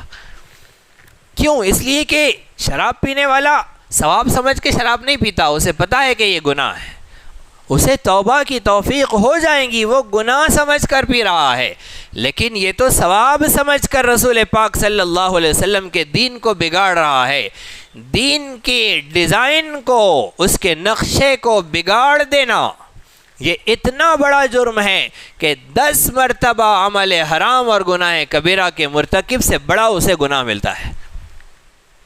اور کسی بدعتی کی تعریف کرنا، کسی بدعتی کو عزت دینا، اسلام کی عمارت کے ڈھانے میں اس کی مدد کرنا ہے، اسلام کے سانچے کو، نقشے کو بگاڑنے میں اس کی مدد کرنا ہے۔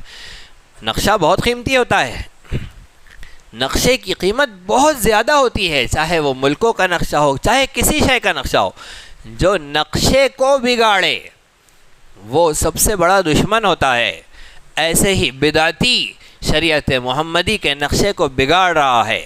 رسول اکرم صلی اللہ علیہ وسلم نے ارشاد فرمایا کہ کل میدان محشر میں جبکہ میری امت حوض کوثر پر میری طرف دوڑ دوڑ کر جام کوثر پینے کے لیے آ رہی ہوں گی، اور میں انہیں حوض کوثر سے جام بھر بھر کر پیش کر رہا ہوں گا۔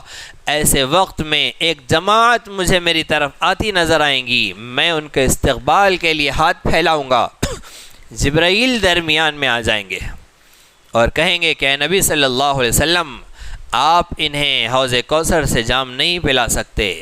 میں کہوں گا جبرائیل آپ جانتے نہیں یہ میری امتی ہے، میری امت میں پیدا ہوئے تھے۔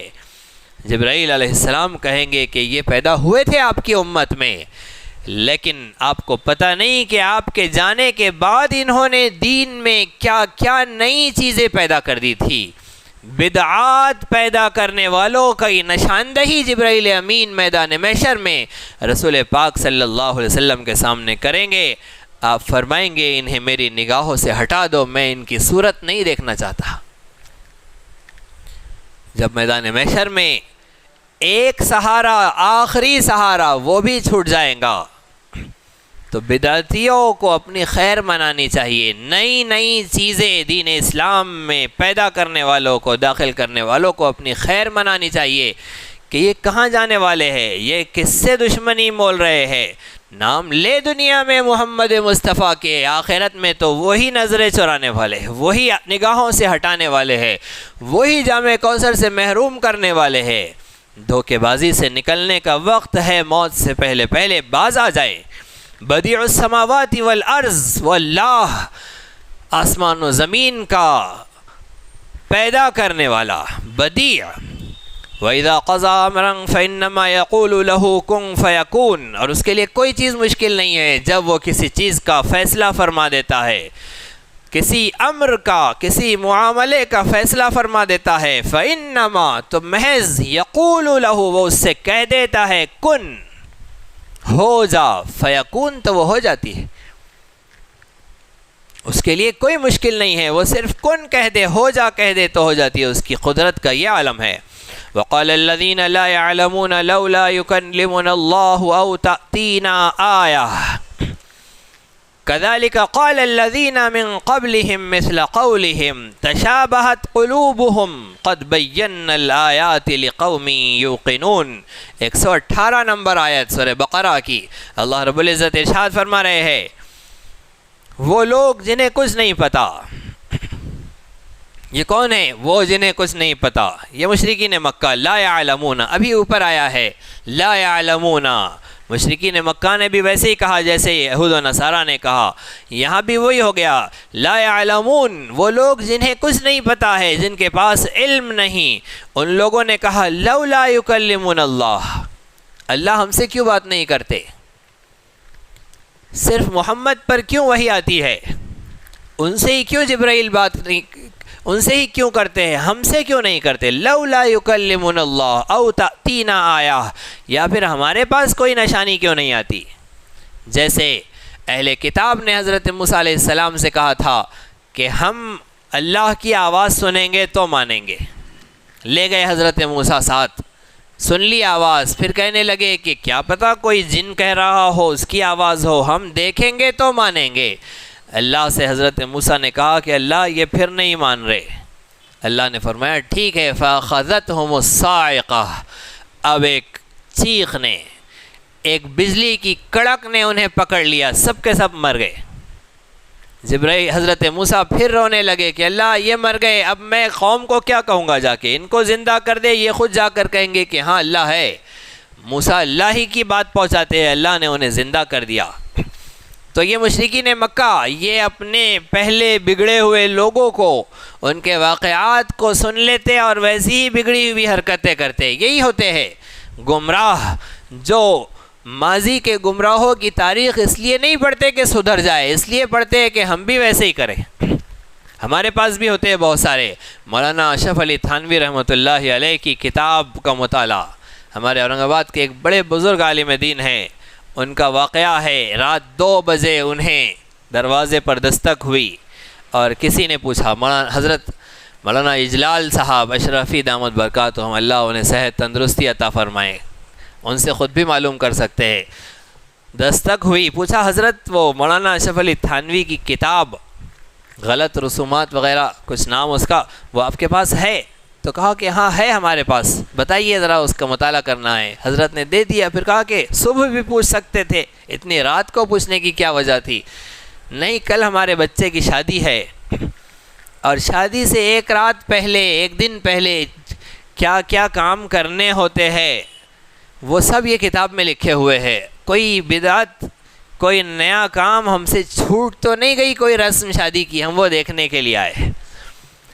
اس میں حضرت نے یہ رسموں پر عمل نہیں کرنا چاہیے اس لیے لکھے، اور وہ پڑھ رہے ہیں ایک جان کر ایک ایک کام کرنے کے لیے۔ تو ایسے ہوتے ہیں، اپنے سے پہلے بگڑے ہوئے لوگوں کی عادتوں کو، ان کی تاریخ کو اس لیے پڑھنا تھا کہ سدھر جاؤ، تو سدھرنے کے لیے نہیں، بگڑنے کے لیے پڑھ رہے کہ کوئی چھوٹ تو نہیں گئی ہمارے سے۔ تو یہ تھا مشرکین مکہ کا حال، اور ان کو اپناتے ہیں رسول اللہ کا نام لینے والے، اللہ اللہ کرنے والے۔ تو اپنی خیر منانا چاہیے، نام لینے سے، تمناؤں سے تو کچھ نہیں حاصل ہونا، اتباع شرط ہے، پیروی لازمی ہے، تب جا کر ان کا ساتھ ہوگا، ورنہ وہاں وہ خود نگاہوں سے دور ہٹا دیں گے۔ قرآن مجید نے کہا، مشرکین مکہ نے کہا کہ ہمارے اوپر کیوں آیتیں نازل نہیں ہوتی، ہم سے اللہ کیوں بات نہیں کرتا۔ آیت دو طرح کی ہوتی ہے، ایک ہوتی ہے آیت حسی، ایک ہوتی ہے آیت معنوی۔ حسی آیت نشانی، محسوس جو نشانی ہوتی ہے وہ ہوتی ہے معجزات۔ تو سارے معجزے محمد کے ہاتھوں، ہمارے ساتھ بھی کوئی معجزہ ہو ہمیں بھی پتہ چلے۔ اور معنوی نشانی، معنوی آیت، یہ وحی الہی، جبرائیل آئے ہم پر کوئی آیت نازل کرے، ہمیں کچھ پڑھائے، ہم پھر مانے کہ ہاں اللہ ہم سے بات کرے۔ کوئی فرشتہ آئے ہمارے پاس کھڑے ہو اور وہ کہے کہ ہاں محمد اللہ کے رسول ہے، تب ہم مانیں گے۔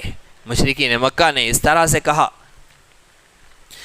اور بھی بہت سارے ان کے مطالبے، بے جا مطالبے قرآن مجید نے بیان فرمائے ہیں۔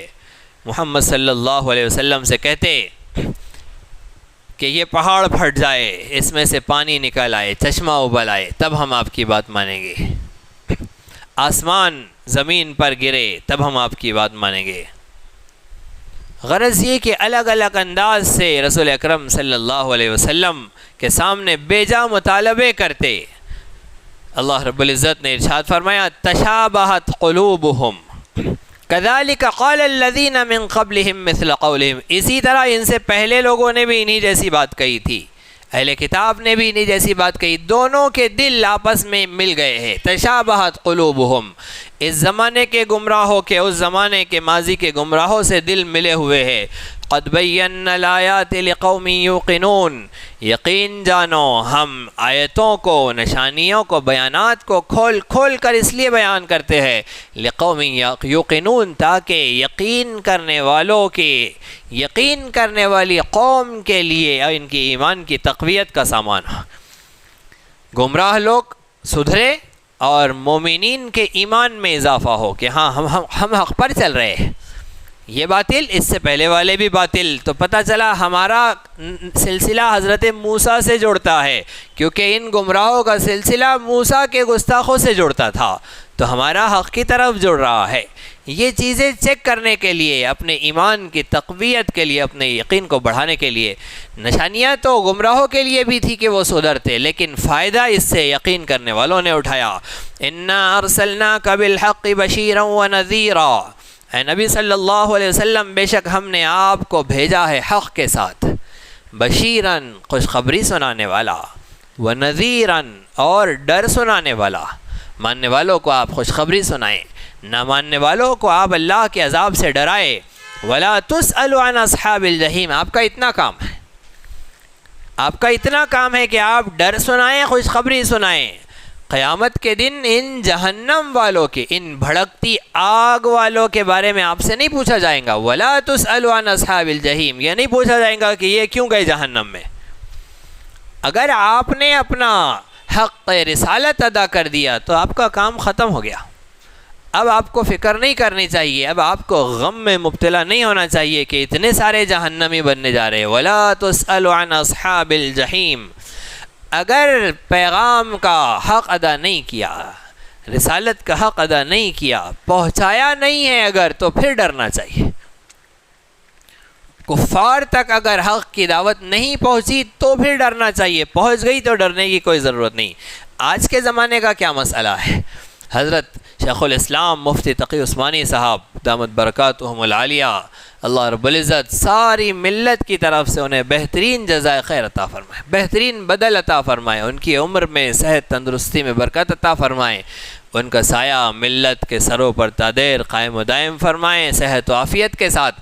حضرت نے درس ترمذی میں صاف طور پر حدیث پاک کی تشریح میں لکھا کہ آج ساری دنیا کی صورتحال یہ ہے کہ دنیا میں حجت تمام ہو چکی ہے، اتمام حجت ہو چکی ہے، حق کا فرمان، حق کا اعلان ساری دنیا میں ہو چکا ہے۔ اور یہ کیسا ہوا؟ ملکوں کے سربراہوں تک، قوموں کے سرداروں بادشاہوں تک اگر حق کی دعوت پہنچ گئی تو حکماً عوام تک پہنچ گئی، اس لیے کہ سربراہوں سرداروں بادشاہوں کا دین ان کی عوام کا دین ہوتا ہے۔ اب جب ان تک پہنچ گئی تو ان کی ذمہ داری اپنے عوام کی ہے، ان تک بھی پہنچ گیا، حکماً اتمام حجت ہو چکی ہے، یہ بات فرمائی۔ پھر فرمایا کہ اس کے بعد اگر کسی مسلم ملک کی طرف سے، اسلامی ریاست کی وجہ سے، اسلامی فوج کی طرف سے کسی غیر مسلم پر حملہ کیا جائے، کسی سلطنت پر، کسی فوج پر حملہ کیا جائے تو یہ حملہ ناجائز نہیں ہوگا، اس لیے کہ اتمام حجت سے پہلے حملہ جائز نہیں ہوتا ہے، لیکن حجت تمام ہو گئی، اب وار جائز ہو گئی، یہ حضرت نے فرمایا۔ اور اس سلسلے میں بہت سارے اقوال، اپنی اپنی لوگوں کی الگ الگ آراء ہے۔ حضرت مولانا سید ابوالحسن علی ندوی نور اللہ مرقدہ نے ارشاد فرمایا تھا کہ اتمام حجت کا مطلب یہ ہوتا ہے کہ مدعو قوم، جس قوم کے سامنے دعوت پیش کرنی ہے، وہ اس بات کو مان لے، تسلیم کر لے کہ جس نے ہم تک یہ دعوت پہنچائی ہے وہ اپنی دعوت کے پہنچانے میں مخلص ہے، ہمارے فائدے کے لیے اس نے پہنچائی ہے، اس کی اپنی ذاتی کوئی غرض نہیں تھی۔ اگر وہ اس احساس کے ساتھ آپ کی دعوت کو سن لے تو سمجھ لیجئے کہ حجت تمام ہو گئی ہے، یہ حضرت نے فرمایا۔ اور بھی الگ الگ باتیں ہیں کہ ابھی تک حجت تمام ہوئی ہے یا نہیں ہوئی ہے، غرض یہ کہ اگر ہو گئی ہے تو حکمی طور پر، اجتماعی طور پر ہو گئی ہے، اور اگر نہیں ہوئی ہے تو انفرادی طور پر فردن نہیں ہوئی ہے، ایک ایک شخص کے پاس پہنچ کر ایک ایک شخص کو سنانے کی حجت تمام نہیں ہوئی ہے، یہ مطلب ہوگا۔ جنہوں نے کہا کہ نہیں ہوئی ہے، ہمارے ملک ہندوستان میں ہر 5 میں 1 مسلمان ہے، تو ایک ایک مسلمان کے ذمے 4 غیر مسلم آتے ہیں کہ ان تک اسلام کی دعوت، اس کا پیغام پہنچایا جائے، تب جا کر حجت تمام ہوگی۔ یہ انفرادی طور پر، اجتماعی طور پر تو حضرت نے کہہ دیا شیخ الاسلام نے کہ ہو گئی ہے، لیکن انفرادی طور پر بھی اگر کرنا ہے تو پھر اس کی یہ ترتیب ہے کہ ہر فرد کے ذمے 4 لوگ، اور دنیا بھر کا بھی قریب ایسا ہی ایک حساب بنتا ہے کہ ہر ایک مسلمان کے ذمے 4 لوگ کم سے زیادہ ان کے حصے میں آتے ہیں کہ ان تک اسلام کا پیغام پہنچایا جائے۔ اگر حجت تمام ہو گئی تو پھر وَلَا تُسْأَلُ عَنْ أَصْحَابِ الْجَحِيمِ، جہنمیوں کے بارے میں آخرت میں آپ سے کوئی سوال، کوئی حساب و کتاب نہیں ہوگا، اور اگر حجت تمام نہیں ہوئی تو پھر حساب و کتاب ہوگا، وہاں سوال ہوگا، باز پرس ہوں گی کہ ان تک کیوں نہیں پہنچایا تھا۔ وَلَن تَرْضَىٰ عَنْكَ الْيَهُودُ وَلَا النَّصَارَىٰ حَتَّىٰ تَتَّبِعَ مِلَّتَهُمْ قل ان هدى الله هو الهدى ولئن اتبعت اهواءهم بعد الذي جاءك من العلم ما لك من الله من ولي ولا نصير۔ اے نبی صلی اللہ علیہ وسلم، آپ نے 16-17 مہینے ان کے قبلے کی طرف رخ کر کے نماز پڑھی، آپ انہیں سمجھا رہے ہیں، بتلا رہے ہیں۔ ولن ترضى، یہ آپ سے ہرگز راضی نہیں ہونے والے۔ وَلَن تَرْضَىٰ عَنْكَ الْيَهُودُ وَلَا النَّصَارَىٰ، یہود اور نصرانی یہ آپ سے راضی نہیں ہوں گے۔ ہاں، راضی ہونے کی ایک ہی شکل ہے، حَتَّىٰ تَتَّبِعَ مِلَّتَهُمْ، یہاں تک کہ آپ ان کی اتباع کر لے، ان کی ملت کی پیروی کر لے، ان کے دین کو مان لے۔ قل، آپ کہہ دیجئے، اِنَّ هُدَى اللَّهِ هُوَ الْهُدَىٰ، اللہ کی ہدایت ہی سب سے بڑی ہدایت ہے. یہود کی ہدایت، نصرانی کی ہدایت یہ کوئی ہدایت نہیں. ہدی اللہ هو الہدی، اللہ کی ہدایت وہی ہدایت ہے. وَلَئِنِ اتَّبَعْتَ أَهْوَاءَهُمْ، اے نبی صلی اللہ علیہ وسلم اگر آپ نے ان کی خواہشات کی پیروی کر لی، بعد الذی جاءک من العلم، آپ کے پاس علم آ جانے کے باوجود، حق آپ تک پہنچ جانے کے باوجود اگر آپ نے یہودی و نصرانیوں کی خواہشات کی پیروی کی، ما لک من اللہ من ولی ولا نصیر، اللہ کی جانب سے آپ کا کوئی حامی نہیں ہوگا، کوئی مددگار نہیں ہوگا. نبی صلی اللہ علیہ وسلم سے یہود و نصارہ کی خواہشات کی پیروی کا تو گمان بھی نہیں ہو سکتا، لیکن آپ کی مخاطبت سے امت کو کہنا مقصود ہے کہ اے مومنو، اے مسلمانوں، اگر تم نے یہود و نصارہ کی خواہشات کی پیروی کی تو پھر اللہ کی طرف سے کوئی تمہارا مددگار نہیں ہوگا. ان کی خواہشات کی پیروی کرنا، یہود و نصارہ کے فیشن کو اپنانا، ان کے بتلائے ہوئے طور طریقوں کو اپنی زندگیوں میں ڈھالنا، خوشیاں ان کی طرح، غمیاں ان کی طرح، اوڑھنا پہننا ان کی طرح، اگر یہ اپنائیں گے تو اللہ رب العزت کی طرف سے ہمارا کوئی مددگار نہیں ہوگا، کوئی حامی و ناصر نہیں ہوگا. جس وقت ہمیں اللہ کی ضرورت ہوگی اللہ ہمارے ساتھ نہیں ہوگا، اس لیے کہ ہم نے اللہ کے نافرمانوں، گستاخوں کی اتباع و پیروی کی. حدیث پاک میں ہے من تشبہ بقوم فہو منہم، جو جس قوم کی مشابہت اختیار کرے وہ انہی میں سے ہے، جو جیسا بنے وہ انہی میں سے ہے. تو ہم ویسے نہ بنیں، امت مسلمہ یہود و نصارہ کی اتباع و پیروی نہ کرے، ان کی خواہشات، ان کے فیشن، ان کے نقش قدم پر نہ چلے. مسلمان کا اپنا فیشن ہے، مسلمان کا اپنا لائف اسٹائل ہے، مسلمان کی اپنی پسند ناپسند کا معیار ہے. جتنی تفصیل مسلمان کے پاس ہے اتنی تو کسی کے پاس نہیں ہے. گوشت کھا لینے کے بعد بچی ہوئی ہڈی کا بھی حق جس رسول نے بتلایا ہے، اس رسول کی اتنی باریک باریک اور اہم ترین تعلیمات کے ہونے کے باوجود پھر ادھر ادھر جھانکنا، پھر اس کو دیکھنا، پھر ان سے سیکھنا، کیا ضرورت ہے اس کی؟ اپنی تعلیم حاصل کرے تو خود پتہ چل جائے کہ ہمارے پاس کتنا اپ ٹو ڈیٹ فیشن ہے، ہمارے پاس کتنے خوبصورت تعلیمات ہے، کیسا طریقہ سلیقہ ہے، کیسا جامع نظام ہے. کوئی ضروری نہیں ہے ان کی اتباع و پیروی. دنیا میں بھی ہم ترقی والے اور کامیاب ہوں گے اپنی ہی تعلیمات پر عمل کر لے. ہم معلوم ہی نہیں کرتے ہیں، پتہ ہی نہیں کرتے ہیں، تو ظاہر بات ہے کہ ادھر ادھر جھاک تاک ہوں گی. اس سے سیکھنا ہوگا تو اپنا علم حاصل کرے، اپنی کتابوں کا مطالعہ کرے، شریعت محمدی کا کامل علم حاصل کرے. الذین آتیناہم الکتاب یتلونہ حق تلاوتہ، وہ لوگ جنہیں ہم نے کتاب عطا کی، یتلونہ حق تلاوتہ، وہ اس کی تلاوت کا حق ادا کرتے ہیں. اولئک یؤمنون بہ، یہی وہ لوگ ہیں جو ہماری کتاب پر ایمان لائے. ومن یکفر بہ، اور جنہوں نے ہماری کتاب کا انکار کیا، یعنی اس کی تلاوت کا حق ادا نہیں کیا، فاولئک هم الخاسرون، یہ خسارہ اٹھانے والوں میں، یہ نقصان میں، گھاٹے میں پڑ جانے والوں میں ہے. اہل کتاب میں بہت کم تھے، جیسے حضرت عبداللہ ابن سلام رضی اللہ عنہ، حضرت کعب احبار، حضرت ثعلبہ رضی اللہ عنہ اجمعین. یہ وہ لوگ تھے جو اہل کتاب تھے، انہوں نے تورات پڑھی اور اس کا حق ادا کیا. کیسے حق ادا کیا؟ اس میں انہوں نے پڑھا الذی یجدونہ مکتوبا عندہم فی التوراۃ والانجیل، یہ آپ کا تذکرہ اپنی تورات و انجیل میں پاتے ہیں. جب انہوں نے محمد مصطفیٰ کو تورات میں پایا اور اس کا حق ادا کیا تو نبی آخر الزماں کے آتے ہی اسلام لے آئے، ان پر ایمان لے آئے. یہ ہے تورات کا حق ادا کرنا. انجیل میں انہوں نے پڑھا نبی آخر الزماں کی اطلاع، وَمُبَشِّرًا بِرَسُولٍ يَأْتِي مِن بَعْدِ اسْمُهُ احمد، حضرت عیسیٰ نے حضرت احمد صلی اللہ علیہ وسلم کا تذکرہ اپنی کتاب میں احمد کے نام سے کیا. عبرانی زبان میں احمد کے لیے لفظ فارقلیط آتا ہے. فارقلیط یہ لفظ آیا ہے ان کی کتابوں میں، انجیل میں اس کا ترجمہ احمد ہوتا ہے. جب عیسائیوں نے انجیل پڑھی اور اس کا حق ادا کیا تو انہوں نے ایمان قبول کیا، محمد مصطفیٰ پر ایمان لائے۔ ہمارے یہاں ویدوں کو جنہوں نے پڑھا اور اس کا حق ادا کیا، انہوں نے اس میں نبی آخر الزماں کا تذکرہ نراشنس کے نام سے پایا۔ نراشنس یعنی وہ مانو جس کی پرشنسا کی جائے، وہ شخص جس کی دنیا میں سب سے زیادہ تعریف کی جائے۔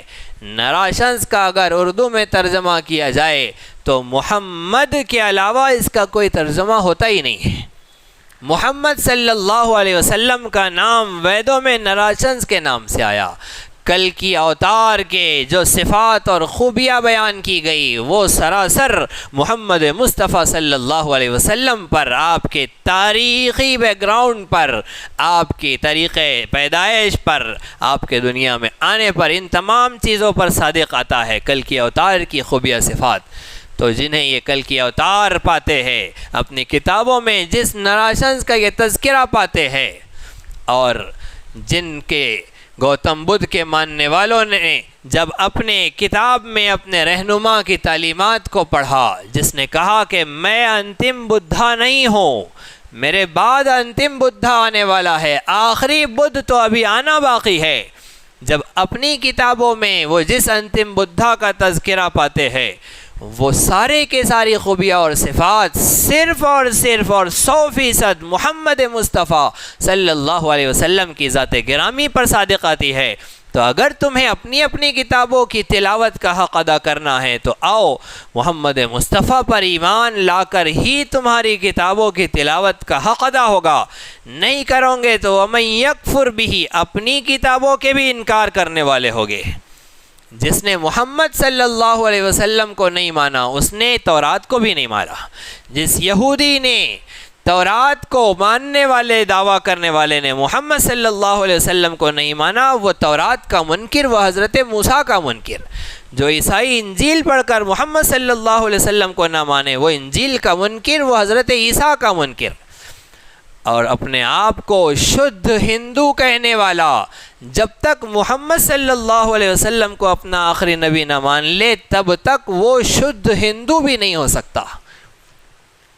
اپنی کتابوں کا منکر ہوگا اگر محمد صلی اللہ علیہ وسلم پر، قرآن پر ایمان نہیں لائے گا، تو اپنی اپنی کتابوں کے وفادار بن جاؤ، اپنے اپنے رہبر و رہنماؤں کے وفادار بن جاؤ۔ اگر ان کی وفاداری سیکھ لی تو خود ادھر آ جاؤ گے، خود ادھر دروازہ کھلا ملے گا۔ اللہ رب العزت ہم سب کو صحیح سمجھ عطا فرمائیں، صحیح فہم عطا فرمائیں، دنیا انسانیت تک، دنیا کی قوموں تک ان کے اپنے مذہبوں سے وفاداری کا پیغام ان تک پہنچانے کی ہمیں توفیق عطا فرمائیں۔ جب وہ اپنے وفادار بن جائیں گے تو خود ہمارے بھی وفادار بن جائیں گے۔ باپ کو باپ نہیں کہیں گے تو چاچا کو چاچا کہاں سے کہیں گے؟ یہ باپ کو باپ نہیں کہہ رہے ہیں تو ہمارے پاس کیوں آئیں گے؟ انہیں پہلے ان کے باپوں سے ملایا جائے، ان کے بڑوں سے ملایا جائے، وہ خود ان سے نہیں ملے ہیں، مل لیں گے تو ادھر آ جائیں گے۔ اللہ رب العزت ہم سب کو احقاق حق کے اس فریضے کی ادائیگی کے لیے سچ کا پیغام برملا علی الاعلان پہنچانے کی اس عبادت، اس فریضے کی ادائیگی کے لیے قبول فرمائیں۔ بڑا عظیم فریضہ ہے اور یہ قبول ہوا ہے۔ یہ ایسا فریضہ ہے جو قبول ہو گیا، اور قبول ہونے کی علامت کیا ہے؟ اسلام میں قبولیت، کسی بھی عمل کی قبولیت کی دلیل یہ ہے کہ اس عمل کے کرنے پر باطل میں بوکھلاہٹ طاری ہو، باطل پریشان ہو، گھبرائے، اور اس عمل کے کرنے والوں پر ہاتھ ڈالے، ان پر آزمائش و مظالم کے پہاڑ توڑے، تو سمجھ لیجئے کہ حق معاملہ ہے۔ جس میں باطل بھی ساتھ دے اور وہ بھی سراہے اور وہ بھی ہاتھ پہ ہاتھ ملائے اور وہ بھی سر پر ہاتھ رکھے اور وہ اپنی سرزمینوں پر جس کام کا سپورٹ کرے، تو سمجھ لیجئے کہ اس کام کے حق ہونے میں کوئی کمی بیشی باقی ہے۔ باطل کو کھلتا نہ ہو وہ حق کہاں سے ہو گیا؟ سچ وہ ہے جو جھوٹ کے مخالف جا رہا ہو، جھوٹ بھی ساتھ دے رہا ہے، جھوٹ بھی تعریفیں کر رہا ہے، تو وہ سچ کہاں ہوا؟ کچھ گڑبڑ ہے۔ اور احقاق حق کا یہ فریضہ ایسا ہے جس کے کرنے والوں کو حالات کا سامنا ہے، جن پر مشقتیں ہیں، جنہیں جیلوں میں ٹھوسا جا رہا ہے، تو پتہ چلا کہ کام حق ہے، اس پر آنکھ بند کر کے ہاتھ ڈالا جا سکتا ہے، قدم بڑھائے جا سکتے ہیں، اس طریقہ کار کو اپنایا جا سکتا ہے، اس لیے کہ یہ صحیح رخ پر جا رہا ہے۔ اللہ رب العزت ہم سب کو صحیح سمجھ عطا فرمائے، عمل کی توفیق عطا فرمائے۔ اسی طرح دینی، علمی، اصلاحی اور تاریخی دروس و بیانات سے استفادے کے لیے آپ کے اس چینل کو لائک، شیئر اور سبسکرائب کریں۔